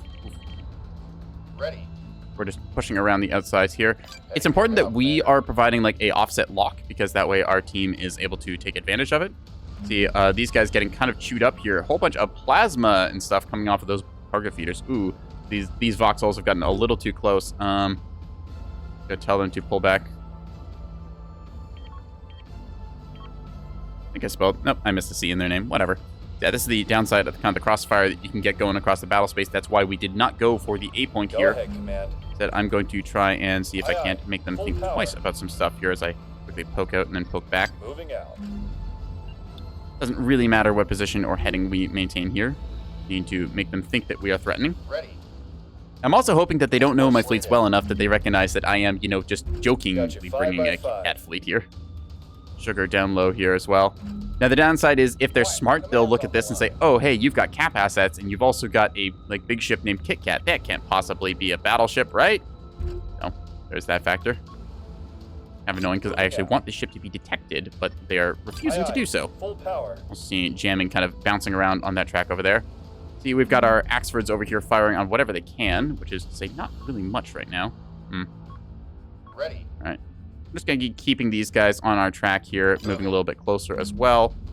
Got our heading set this direction, so that way it's kind of dipping the nose. We got the early warning detector over here, the Pinard module, scouting out the enemy fleet. Now, our radar range is just barely keeping them in tracks, so we're good on that. Go ahead, Over here, we've gotten a lock on some of the other enemy fleets there, so we're just going to be drifting around the edge of the battle space. Keeping an eye on. Oop, hello. 5 by 5. Hello there. Haha. That is a fleet and a half. Oh dear. Hit the flank. Ah! Copy that. Now the thing is, you can tell that we're fooling them because they're firing AP rounds. We made them fall for it. Masquerade module doesn't work anymore, but hey, we've identified the enemy fleet. I didn't realize they had that much stuff there. Okay, that's Acellos. Oh dear. Yeah.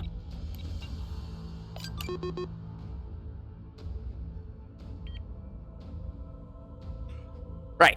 So, 200 points. We just identified the entire enemy fleet comp. Totally worth it? Totally worth it. Now we just have to develop and fight for this. Okay, so the downside is that they have more fight asset than we do. I don't think they have anything defending this side, though. Because you have to remember, like, there's a fleet here. There's, like, a loose menagerie of fleet over here. I haven't seen too many cap assets. Like, this looks like it's a pair of bulk freighters. This over here, that's its own tag, like bulk freighter, cargo feeder, and stuff. Then there's a pair of Acellos in there. So that accounts for about the entire enemy fleet's budget. 5 by 5. Roughly, give or take. Now, again, they opened up with a huge amount of firepower there, meaning that we will have figured out exactly where they're going to be. So we're just going to go where they're not. Now, I don't expect to be able to get that cap in, like, any sense of, like, a reasonable amount of time. But I'm still going to set myself up to potentially go for it. Even if I don't actually make the move on it, I still am threatening. So they have to play around that. The barista is exactly where it needs to be. We're just going to be holding our ground here, making sure that they can't push up.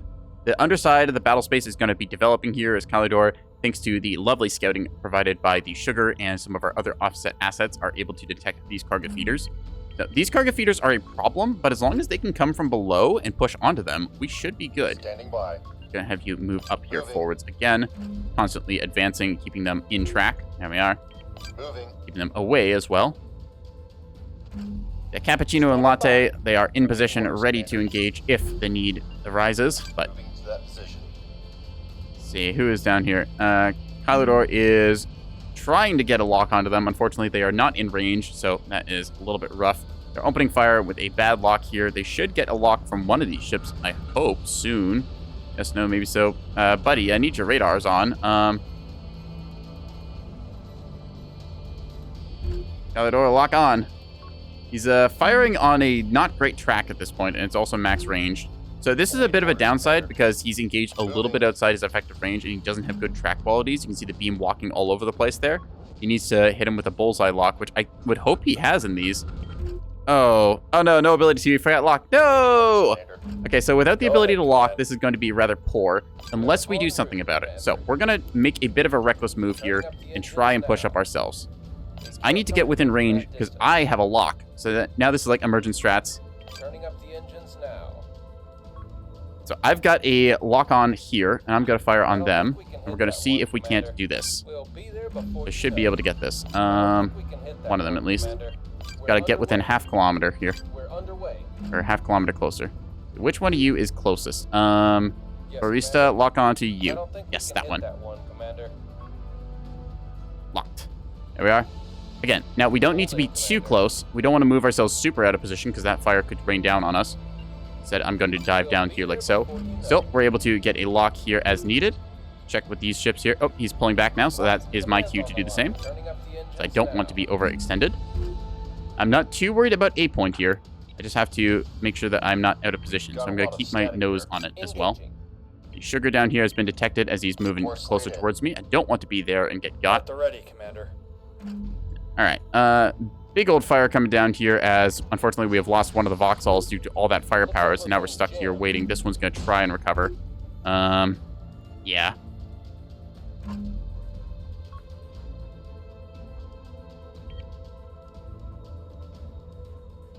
So the Axers need to start slugging it out for the E point, because we have the D point here, and, oh, wait, do we only have single Axford? Oh, crud. I thought we had 2 Axfords. Okay, that's less than stellar, because we went for a big beam underside flank, but now that they know what we brought there, it's going to be really hard for us to get something done, because there's going to be all these guys that are now aware of our flank. It's meant to be a big surprise underside A push there. This used to work very well before people really came around to beam destroyers being good.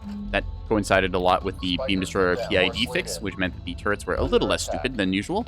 Copy that. Sometimes the turrets were a bit silly, so yeah, you struggle with that. Aye, Uh-oh. aye. Forming up. Oh, crap. Ah! Ready. Component Jeff! destroyed. Crap. I can't see anything. Couldn't click it in time, unfortunately. We'll try and fix our CIC there and see if we can recover, but yeah. So this is not what you want to have. 1,000 points per destroyer leaves you a lot lighter on assets. I have a fleet called 3 Beam Soup, which is basically like this, where you get 3 beam destroyers, but then you've got 2 supporting frigates for things like lock-ons and jamming and that, so. Let's say it's okay. Anyways, over here for the Kit Kat, we want you to just be pulling back a little bit into cover.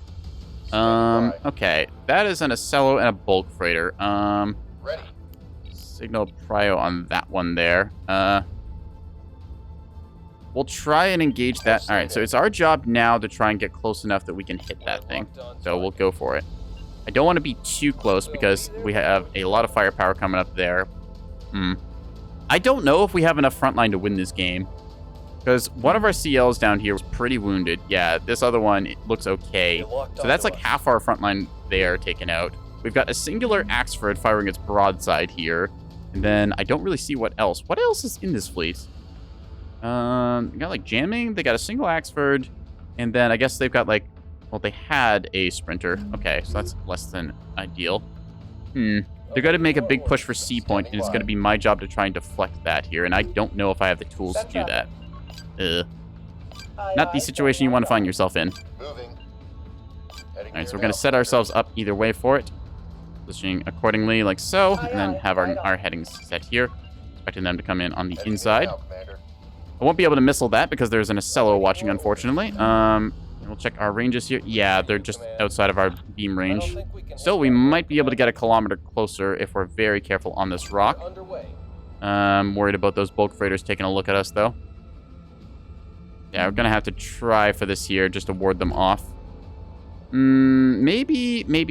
Okay, maybe we are able to be sneaky about this and move down to this rock here. We're going to risk it, and we're not going to fire the beam yet. They don't know the beam exists, so we're just going to live rent-free in their heads. I can't kill an Acello from this range anyways. Set you preemptively to battle short. Because I need to get within like 4 kilometers to be able to really break all their stuff. All right, and you guys are going to stay hidden back here. Aye, aye, Commander. We're moving. All right, anyways, Cappuccino fleet is going to be moving around here. We can see a big missile strike going down this way. Yeah, unfortunately, they're just not able to get into range. Enemy addresses that you are close range. They will play that distance, keep you jammed, and not allow you to engage on them. Seeing that now their heading is offset as well, so less than stellar. All right, are you in range quite yet? Oh, ow, oof, ouch, owie. Yeah, unfortunately, they are within range to hit us, so we're going to adjust over to them, like so. Playing the flippy game here. We do just that. All right. Course laid in. Going to turn off flank here for a moment and then set our heading as well in case we default back. So we took a little bit of chip damage there, but that's fine. We were able to pass over into good cover. Now I just need to try and cook anything that gets close. Because like I said, they just push up into the point here. There's no sense in me showing my fleet in this situation because, again, there's Acellos. Triple Acello? What the heck is that? You can't do that. That's illegal. Those are probably super duper cheap Acellos, so we'll have to play around that assumption. Anyways, we are in position now to kind of hit this thing. Should be able to beam you briefly here and then pull back into cover. We'll do just that. Probably go like this and then that. That works best. So we'll just lock you on and then cook you. See how good this ends up being. Yeah, we can see a bunch of their assets here. I'll be able to trim one of them down, but I think we just get rolled on frontline because there's too much enemy tonnage here. Okay, you are weapons free, so just go out a little bit further and then fire. There we go. Firing the beam. And we're just going to pull back into cover now. Playing this thing super duper tight here as much as we can. Come on, PID. Please change. Please change. Okay, fine. Fire on this one instead. Lock onto targets. Different. And fire. Fire. Fire. Come on. Cook them. Zap them. Zap them. See me now having to pull back into cover here as all the retaliation fire hits. Zap, zap, zap, zap, zap, zap, zap. There we go. Next, we're going to adjust our headings accordingly to these guys. And then fire on them. You have to play on that. Okay, you can see that they have a shuttle going somewhere. Where did that shuttle go? There it is. Awaiting orders. All right, so we might be able to snake a shot into the back of stuff here. Those bulk freighters are running away from their Ocellos. Okay, so we're going to go for a big old bombing run on them. We're under attack, Commander. Time to dive. All right, so yeah, the barista getting its butt kicked over here. Americano, we're going to provide an attempt at a dive here. So this is going to be one last hoorah, because otherwise we are just out of this game. That shuttle is going to be going low here. We are in range to hit that bulk freighter, but the question is, do we have the ability to do so? Not sure on it. Flipping the map around a whole lot. I'm sorry if it's very disorienting, because, well, it is for me.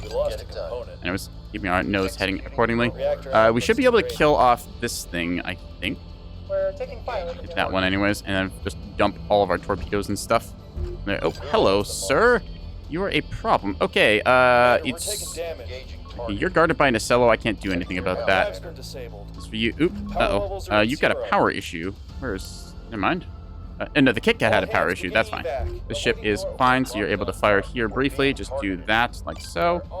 And then as for the Cappuccino up top again, this is your cue to fire everything. Dump missiles. Dump everything. Fire, fire, fire, fire, fire, fire, fire! Missiles away! Light them up! Yeah! Gotta try and do it. Yeah, there's just too much firepower here. We now have a front line. Oh no. What can we do? Trying to send anything we got. Gotta be going over here. Let's see. I might be able to kill their tug here. Let's just dump what we got and then hit onto the point with it. Fire on you with our HE rounds. Ag! Copy. Cream and Sugar. Cream, you're just gonna try for a back cap at this rate. Sugar, same deal. You're just alive on technicality. Cappuccino is down, unfortunately. Nope. Latte, it's all up to you. Fire for effect. Everything you got. Try and dump rounds into these things. Yo! Alright, let's take a look-see. Can barely even click on things. Okay, yep. Okay, Barista, you're now number 1. Congratulations on your promotion. Open fire on that. Please, thank you. Yeah! Need you to, like, get over here and do some damage as you try and hold the front line. Anyways, heading down low, please. Thank you. Alright, and fire torpedo volley if you wouldn't mind. Try and engage onto stuff and things. Things and stuff. That is a target we can hit.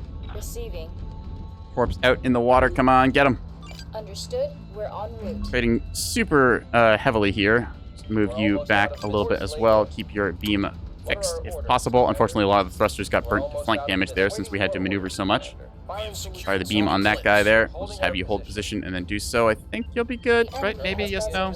Find out. Yep. Zap, zap, zap, zap, zap. So we are doing damage. Ooh, these are T-30 Ocellos. Those are dubious little creatures. Interesting.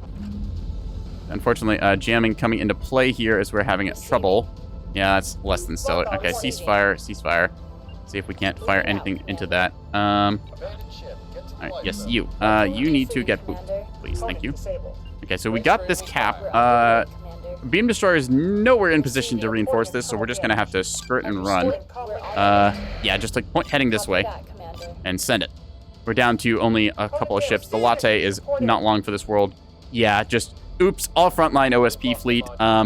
You can get away with this on pillars, which is kind of the gross thing, where you just bring oops all frontline, cap your 2 natural points, and then you just decide to roll people. So yeah, if you don't have a fleet corresponding to like take advantage of things, then you kind of end up screwed. I brought fleets to try and do cap stuff. Honestly, I probably could have just brought like a beam destroyer or 2 to watch these natural points and then run an Axford myself, because our front line just kind of fell apart here. I think our bulk freighter, not bulk freighter, our Axford has beam, but it's firing with its topside guns and just not engaging here. So yeah, I'm a little curious like how much this ship costs, because I don't think this thing should cost that much. Like at most I would say this would be 2,000 points, and even then that's like a lot for a single ship. Alright, let's take a look back here. Assuming we have the high ground thanks to our perspective on things. The one thing we've got going for us. We'll be able to cross you over and then probably hit that Axford or Ocello there. Yeah, we can do some beam nastiness. Americano is made it into cover. Cortado is just dead, so we're just going to acknowledge it as such and just hide. As our plan and play at the moment. Understood. Turn off burning the flank engines. We don't want that. Clear the headings as well. Find cover. All right, the cream is still alive and kicking and making its way onto the point. So let's see, Americano is you. Cream is you. These are the ships that I have. Yeah, that's it. Okay. Let's see. What can I hit? I can hit you. And then you can get cooked a little bit. There we go. Oop, overextending. Hit the flank thrusters. You. I just focus on repairing the beam here. We're doing as much damage as we possibly can in the time afforded to us, which is not going to be much, as this thing's really quickly going to adjust fire onto us. It's going to feel very bad. We don't quite have the range needed to knock them out either, so just doing beam destroyer-y things as much as possible. See the PID changing there, which is the point it chooses to hit. So yeah, just trying to cook away our beam in the front. Still, a lot of beam health we can cook through. We have a workshop to repair it as well. I'm going to stop battle shorting because I will need this thing later. Also because we are taking incoming fire and I don't want to be, so I'm going to just adjust from there. All right. So my fleet is basically gone, but we have managed to get into their backfield for what that is worth. They're heading on roll, so you can just adjust accordingly into here. Thank you. Americano is currently just hiding, so it's going to keep doing that until probably the end of the game. Try and fix the main engine there a little bit. Thank you. Also the torpedo launcher. It does not have any torpedoes left, which means it's used up all of its value there, but all right, we should still be able to get a beam shot or two into here. Lock onto this guy and then fire. A bulk freighter is immobilized, which is very nice to see. We're just going to do that trick again where we poke out a little bit and then fire our beam and then dip back into cover. So we have the range here. Come on, lock on and fire beams. Wow. Again, we're hitting them in the flank here as our D point is still nicely held by this Axford. Like, all things considered, I expected this thing to just get completely rolled. Like, the broadside presented is a big inviting target for a lot of people. But, I mean, hey, they're holding on to him. All right. Not going to battle short here as well because we just want to still maintain some of our health here. All right. They have a tug off in the distance there. That's just their early warning, I guess. All right. So, still, we're making some stuff happen. Okay, we just need to get out of here. We might be able to make it onto the E point or contest. It's going to be risky. A point, probably going to be death. Still, we managed to get a back tap, which I'm very happy about. Okay, so that tug there, I'm going to assume that's an early warning tug that we spotted earlier. I don't know any better. Hello, sir. See that you are firing your beam again. Very good. Be getting some good damage in here. We're just going to flick battle short on just for a little bit more. Make sure we cook it. Yeah, that's the firepower I was worried about hitting us with. So yeah, all of those bulk freighters. I guess not even bulk freighters. They're T-30. That's a bulk freighter up there at least. But there's T-30 Ocellos just cooking into stuff right now. Right away. I'm going to just fire what we got. Trying to flip the map around and adjust accordingly. We're playing very statically here, holding the point. Yeah. There's a possibility we bring this back with like a very lucky back tap, but I don't see it happening really. This thing has a little pop gun in the nose, which we do not want to contend with, because I don't really have anything to hit it. Could do a fly swatter missile or two. Do you have chaff? You have grazers, so I'm never going to be able to get through those. Okay. Let's try and move you forwards and then see if our little pop gun can do something. Their C-30 in the nose is better than our Mark... is it a Mark 61? Yeah, our Mark 61 is not a ideal candidate for this kind of combat. Noticing us taking quite a bit of damage there. Try and fix the drive. Yep. Lucky shot manages to swing all the way into the back and then take out our main drive.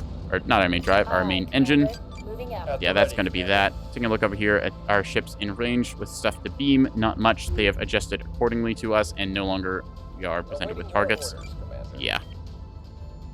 Not exactly stellar there. We're going to have to drift away from our point here since they are still detecting us somehow. I don't actually know what they see us with. That's rather odd.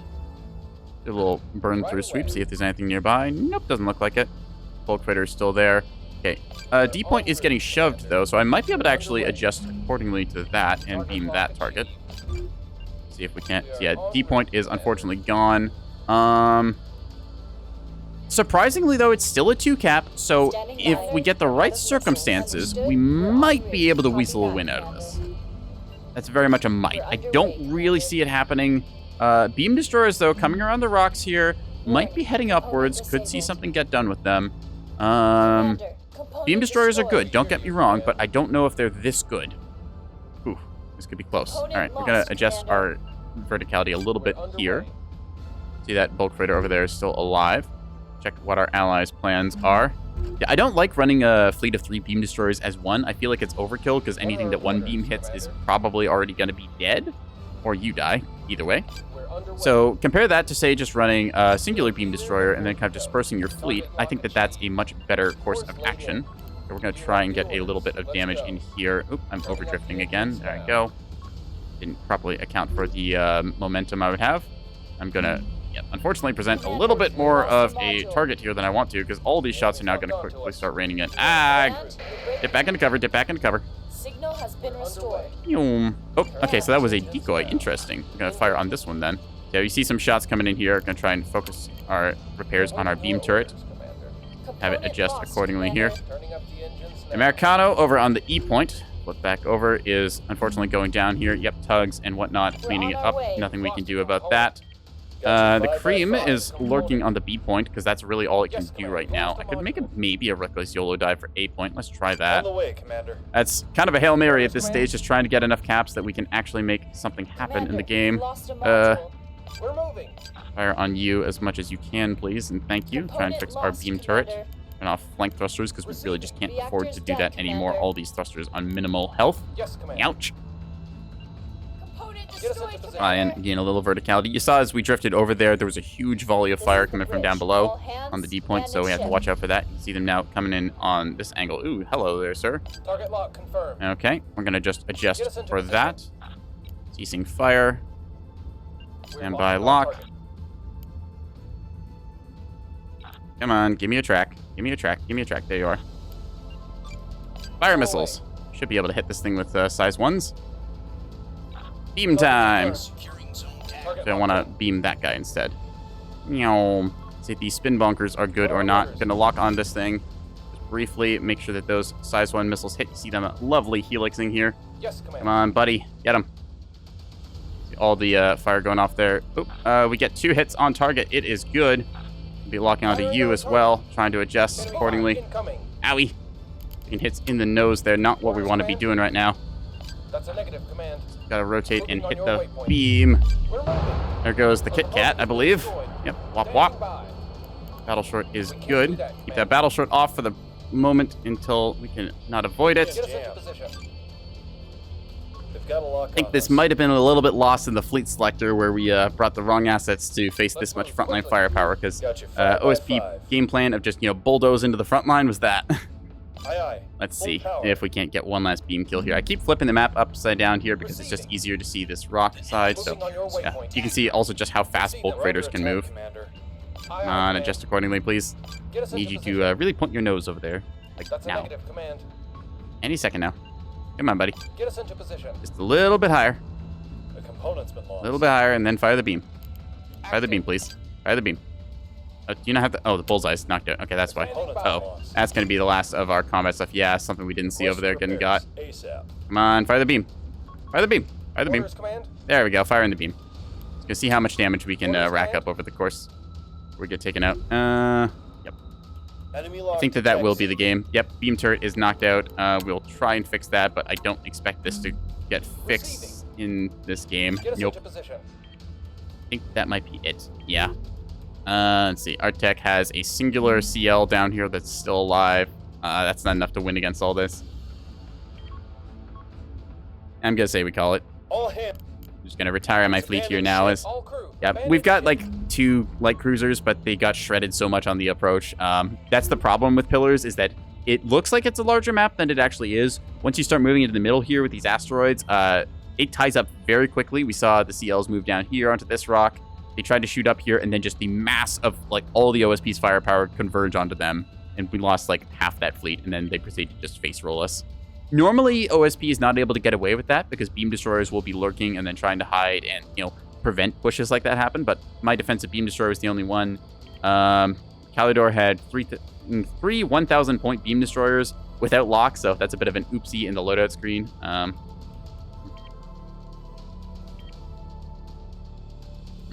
That's... Gonna say, tap out, please. We've lost this one for the sake of time and brevity. I'm already a little bit late for my thing, so it's gonna be that. I just want to get to the post-game screen and see stuff. Yeah.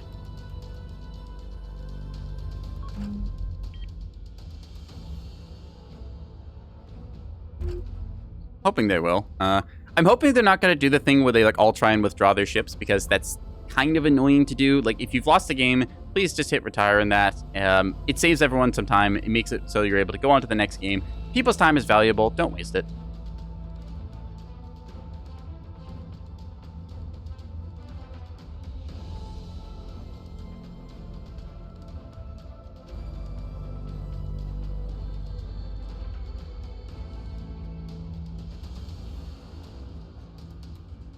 Ask them to kindly do that, as it's possible that they're just doing it for like the role play, but they don't realize that, you know, they are of course keeping everyone busy in the game and that. So yeah.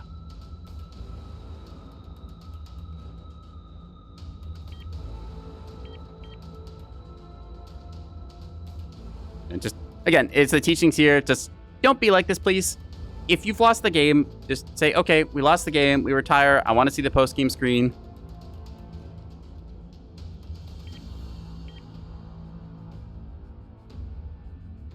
Just, it's a manners thing.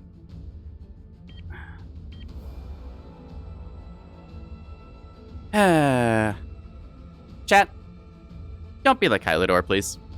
Don't do this. I'm gonna have to punch out here, unfortunately, so I would have loved to see, like, the proper breakdown of, like, all the different weapon systems and stuff that we have there for points, but unfortunately, battle summary is draw here, so, oh well. Oh, you wanted me out? Okay. That one's for you, so yeah.